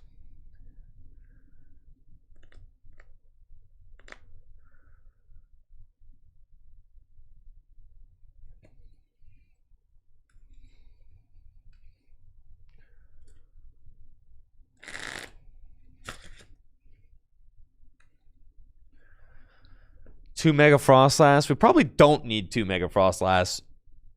1 Mega Frostlass is certainly fine. That is correct. Yeah, for sure. All right, so then what are you supposed to do against Dragapult? The duck seems that card didn't seem like it was worth it.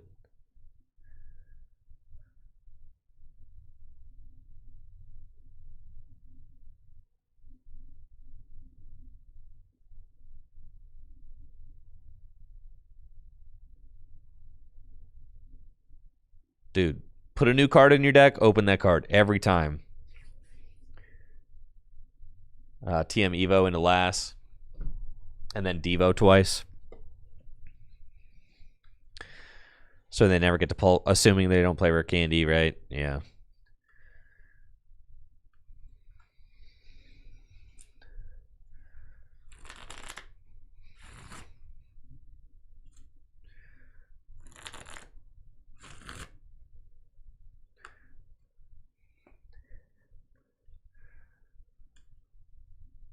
This isn't the strongest opening hand. All right, we're chilling. You guys want to hit him with the Wapow! Dude, they're gonna hate me for this.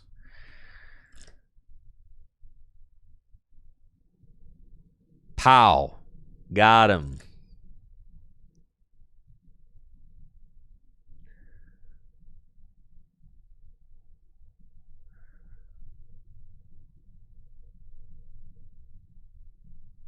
Yeah, I'm thinking we just do this. Yeah, let's just do it, man.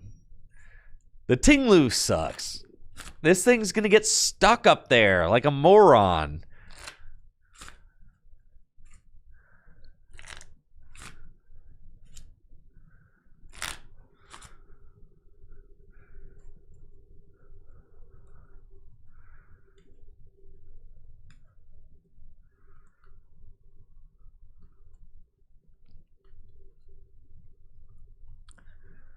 I don't know. This is kind of beast, though. If I can find another stadium, I should put a 4th stadium in here. If I find another stadium, it's lit, dude.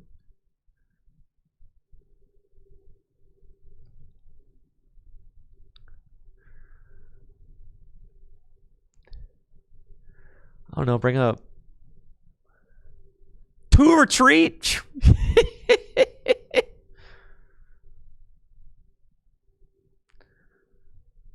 No stadium? This is cringe. Oh, I was supposed to put an energy on the monkey. God, I'm an idiot. All right, that's fine.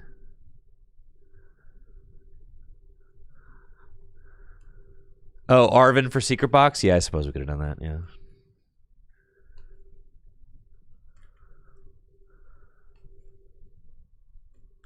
Yeah. All right. Arvin for Secret Box. Okay. We got it.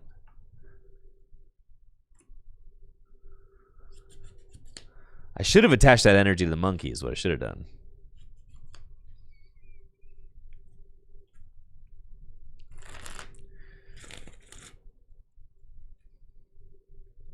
I don't know why I wasn't thinking about that.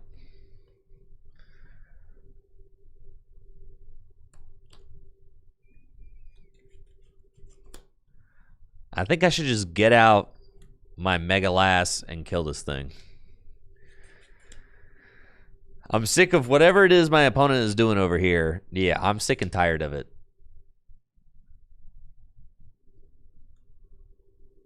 Yeah, let's just get the Mega Guy and kill this thing. And enough screwing around, dude.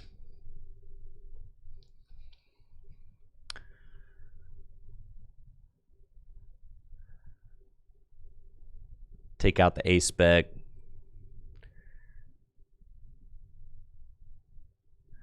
I don't have the energy. If I own them, I'm only doing... Alright, well somewhat the hard way, and that's fine.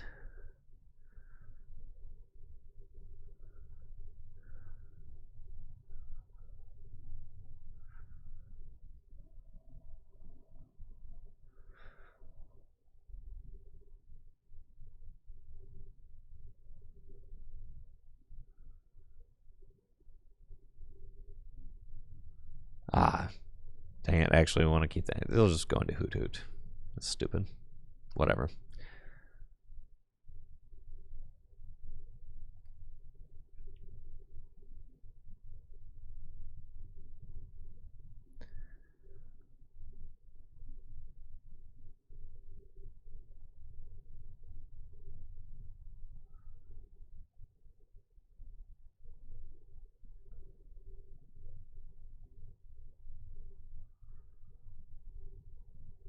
Well, 40 damage does matter, I guess.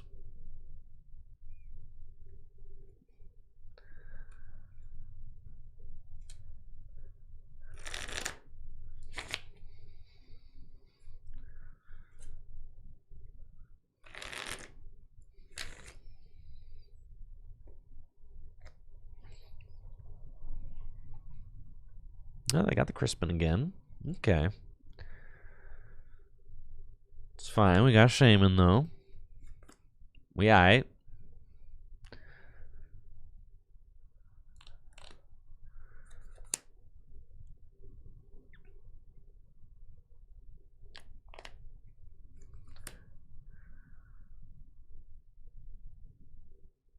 Okay.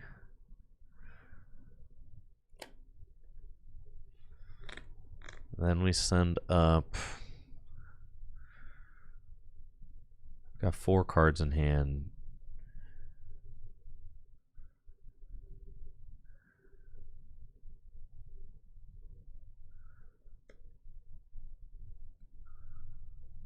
It's fine. I could confuse this thing.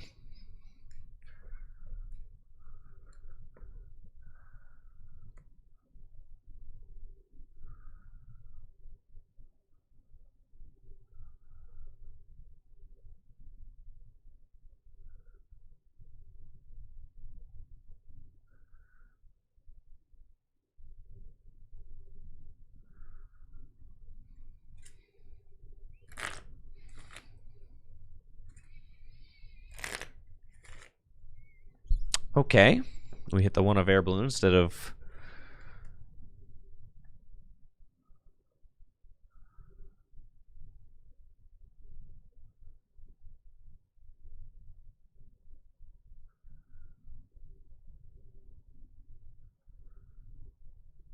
Okay, so...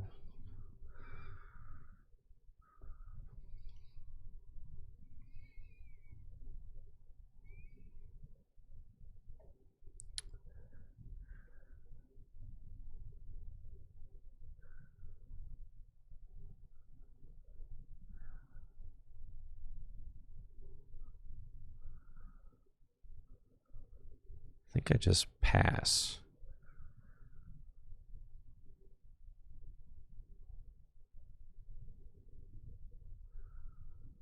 Yeah. I'm going to Seattle. No.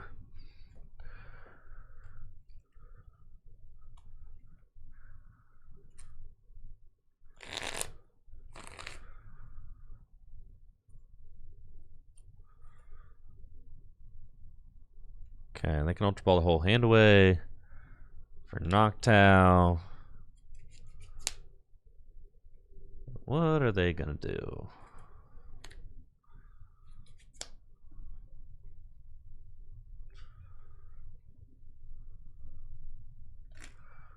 Yeah, I think the Ting Lu is like, he just has the ability to get stuck, right? I don't like that. But, I mean, 30 to everything's kind of crazy. I feel like you'd want to build the deck around Ting Lu. Alright, so they have Boss in their hand.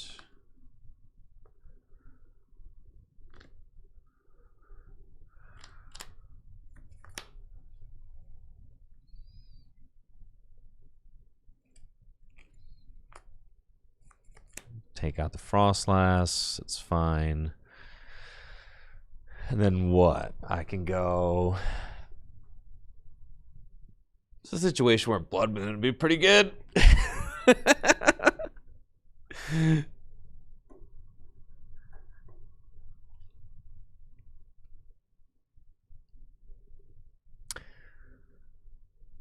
Blood Moon would be pretty good, huh? So if I'm doing...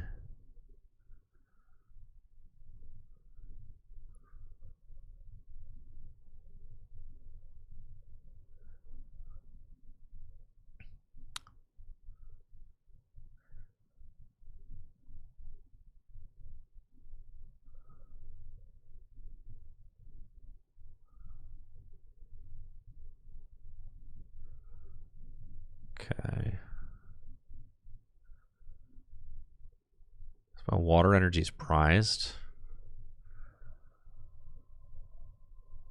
which is horrible. Okay. I don't have the energy I need to do anything. So I need to bring up something and just try to stall it. So I need a secret box.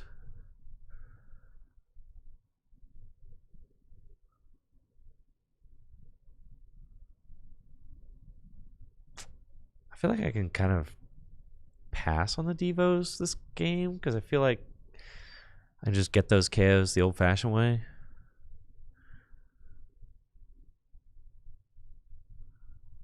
And then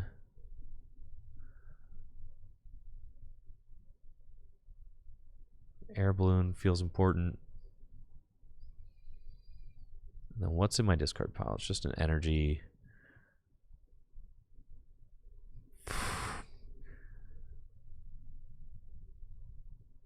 That might be a throw.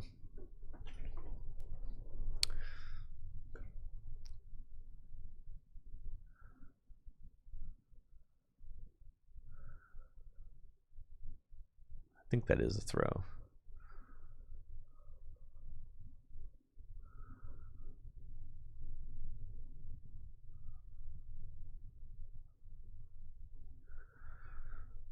Artisan. Get the Badoo.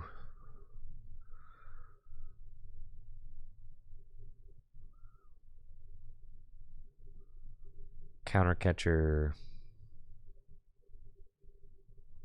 Night stretcher.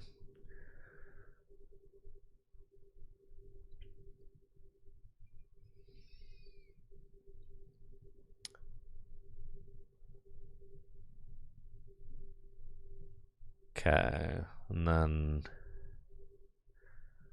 I mean they went down to a 0-card hand. There's a chance they don't have it.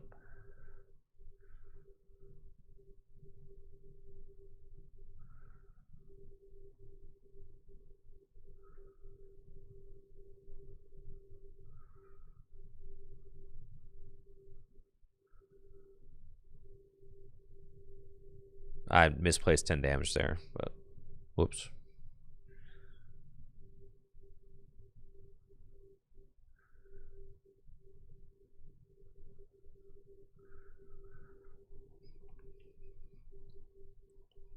Well, let's see.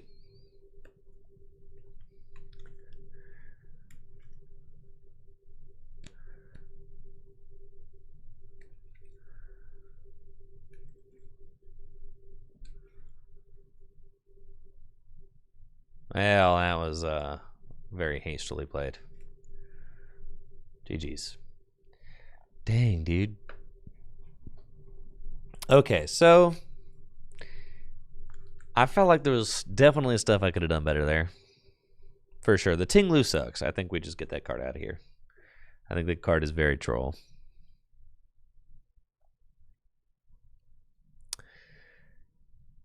The Blood Moon does feel pretty good for situations like that where you just like need to kill a guy at the end of the game.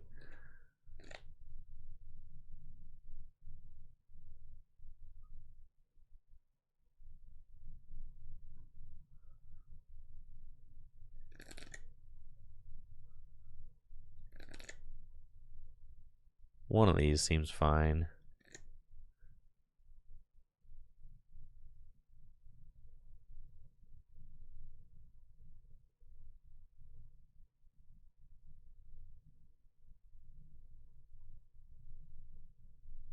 Let's go.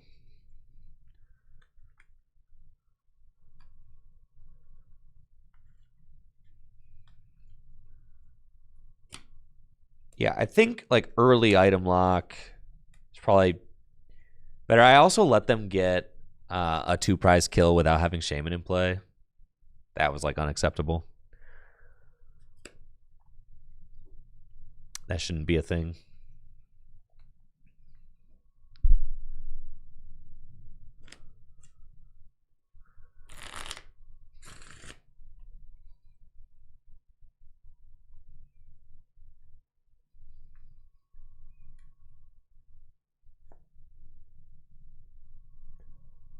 This is an amazing opening hand. Chilling. Is this the same matchup? I feel like I've played this player already. Yeah, it's the same matchup. All right. Redemption, baby. Redemption. Sweet, sweet redemption. Let's go. I'm going to show them how it's really done now. This matchup should be easy. I think last time I just got a little confused. That's all. Opening hand doesn't get any better than this. Wait a minute. Where are my Cool, man. Cool. That's really cool. I love how we did that. This is excellent. No Badoo. Sure, I don't need them. Whatever. Whatever. Whatever. Whatever. Whatever. Whatever. I don't care.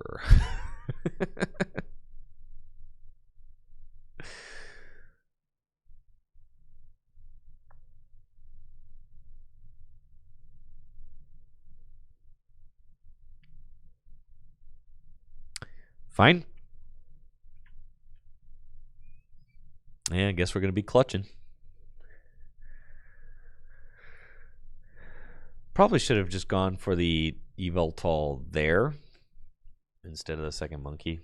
Yeah, probably, right? Whatever.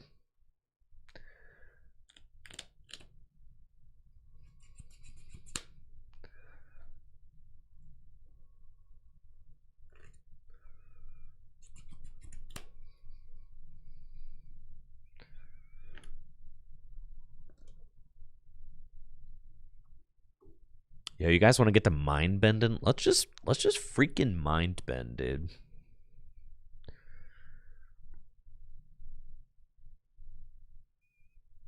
That's what I'm gonna do.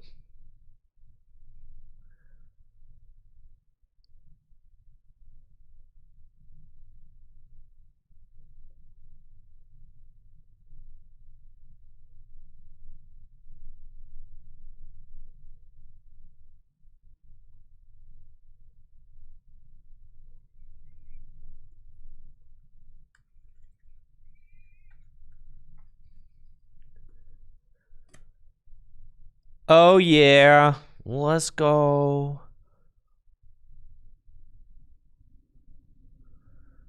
Wait, I'm gonna take a knockout. I didn't want to take a knockout. Yeah, it should have been something else. I don't want to take a knockout. Oh well.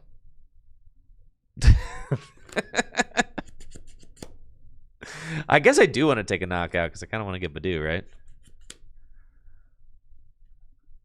Ah, counter catch of the bundle, clutched it. Yeah. That's the play for sure. See, my brain isn't programmed to think of all these nefarious ways to win. Because I don't play these evil decks. But yes, you want to bring up the bundle and clutch it. And then they are stuck there for like... Yeah, because they can't put a tear into play. Correct. Yes, that's correct.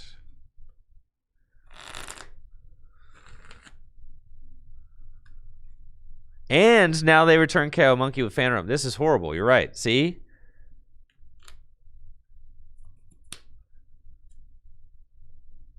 Yeah, this is horrible.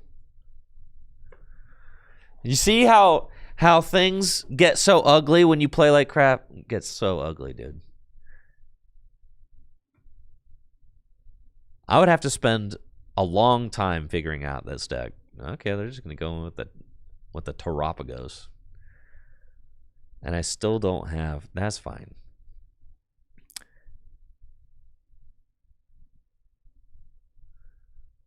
It's fine. No problem. Still don't have Badoo. Not an issue.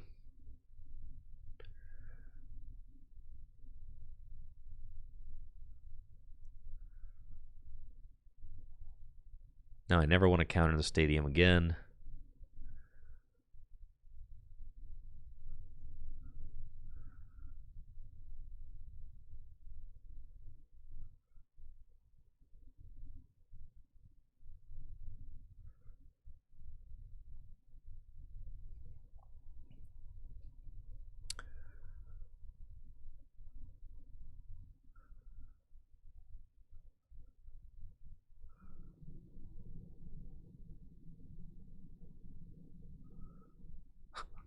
The freaking Larry, dude. The Larry's got to be troll.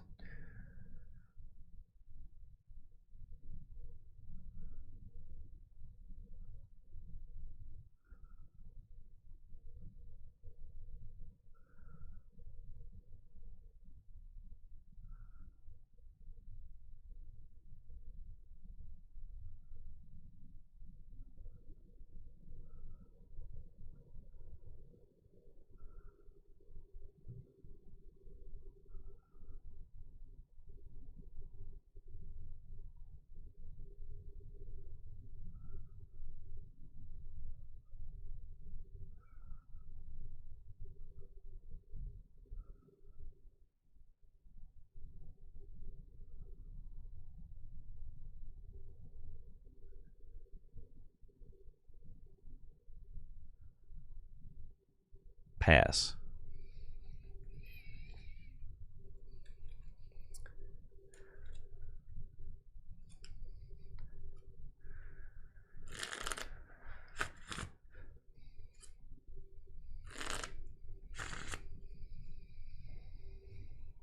You know what? These things are becoming a headache for me.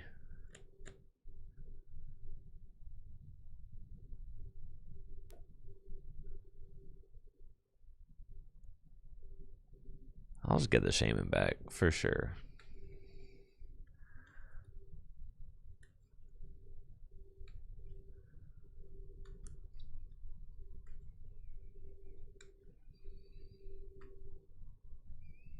This is fine. Totally fine. Not even remotely a problem. Everything here totally cool. No sweats. No sweat at all.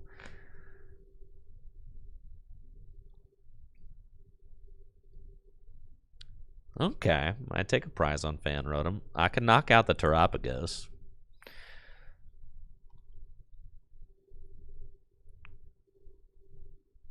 Nice of you to show up.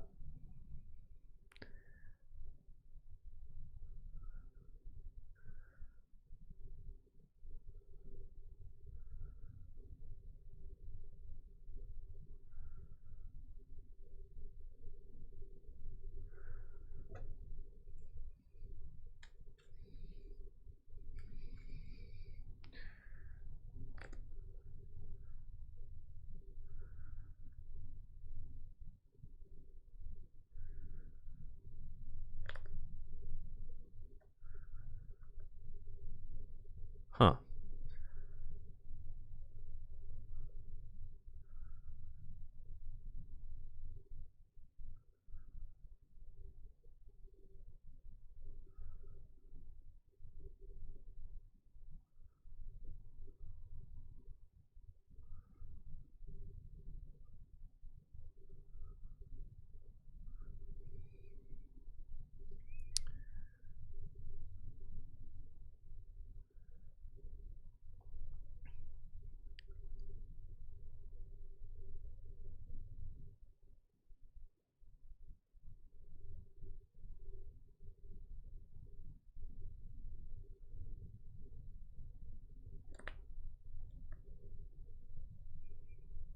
Yeah.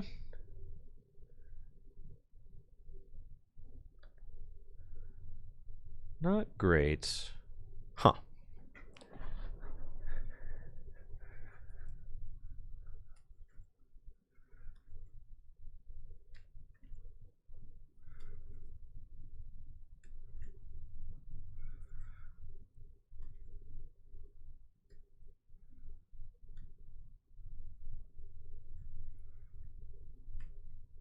Like Crispin, they have Boss in hands. It's fine. I get an extra energy attachment. Or they just Speedwing. That's cool. Okay. Sure. So then I could clutch the Noctowl. Iono to 2. They go up to 60. If I clutch, it will get knocked out. So we don't want this thing in the active. We actually want anything else in the active. I could like bring up this guy. I'd rather him be there.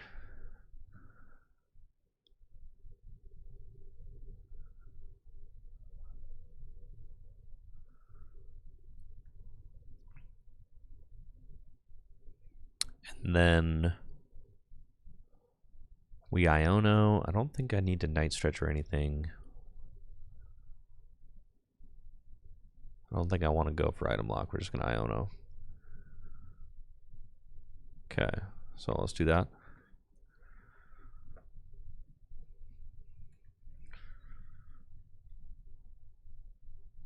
We've got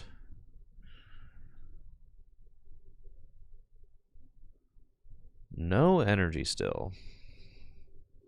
Which is kind of crazy.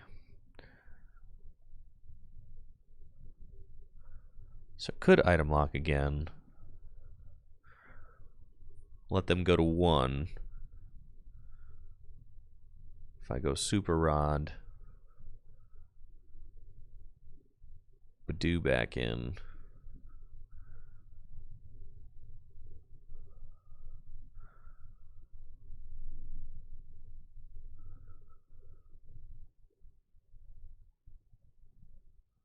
Feels fine.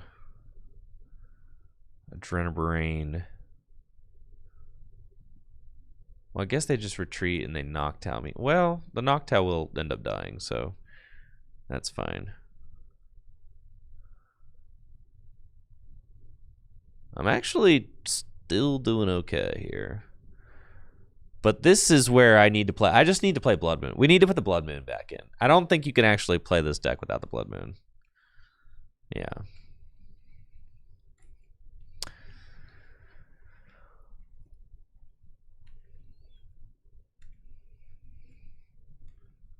I think we've got this one. I think we're all right.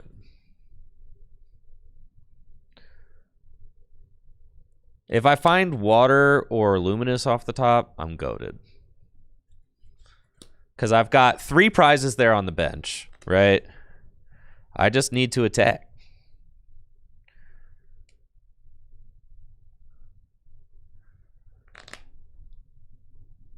All right, we got a prize to work with. 3. Let's go, baby. Let's go. Sweet, sweet, sweet victory. Yeah. God, we still got it, bro. We still freaking got it, dude. That's right.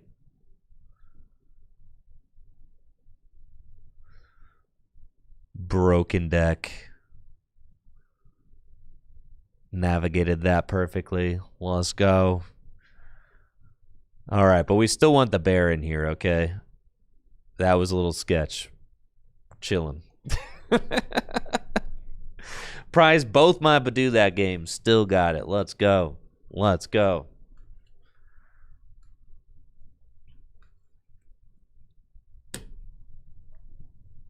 All right. Going out with a dub today, guys. I gotta go. I'm on babysitting. Not babysitting, it's my own child, but you know, I'm on childcare duty for the next 3 hours, so I gotta roll. All right, guys. You guys have a good day. I'll be back tomorrow, Gym Leader Challenge League night. Tomorrow night, 7 p.m. Eastern. If you haven't already, definitely make sure to check out the podcasts. We've got the Gym Leader Chat Lounge podcast, which is Ben Morse, Anthony Saya, John Patterson from Full Grip Games Gym Leader Challenge League. They host that on Morse Mix on YouTube. Also, the Tag Team podcast, which I'm a part of. We just released an episode again. It's been a few weeks, so I apologize for the delays there. But a nice, meaty 2.5-hour episode up on YouTube on Tag Team Pokemon's YouTube channel. If you're going to buy some sleeves, definitely make sure to check them out at dragonshield.com. Use code TrickyJim at checkout, 5% off your order. Also helps me to pay the bills when you do that, so thank you. And, yeah, I got to fix the Nightbot. I don't know. Why is it just, like, literally, yeah, I'll fix the Nightbot. I'm sorry, guys. I'm sorry. I'll fix it. I'll fix it. All right. I'll fix it for next. That's the first time I've ever had Nightbot on YouTube, and He's been trigger happy all stream, so I'll give him a stern talking to. All right. And of course, sponsor Full Grip Games, fullgripgames.com, the best place for all your Pokemon trading card game singles and sealed product. Shop it at fullgripgames.com. Directly supports the content I create here on Tricky Jim. All right. See you guys.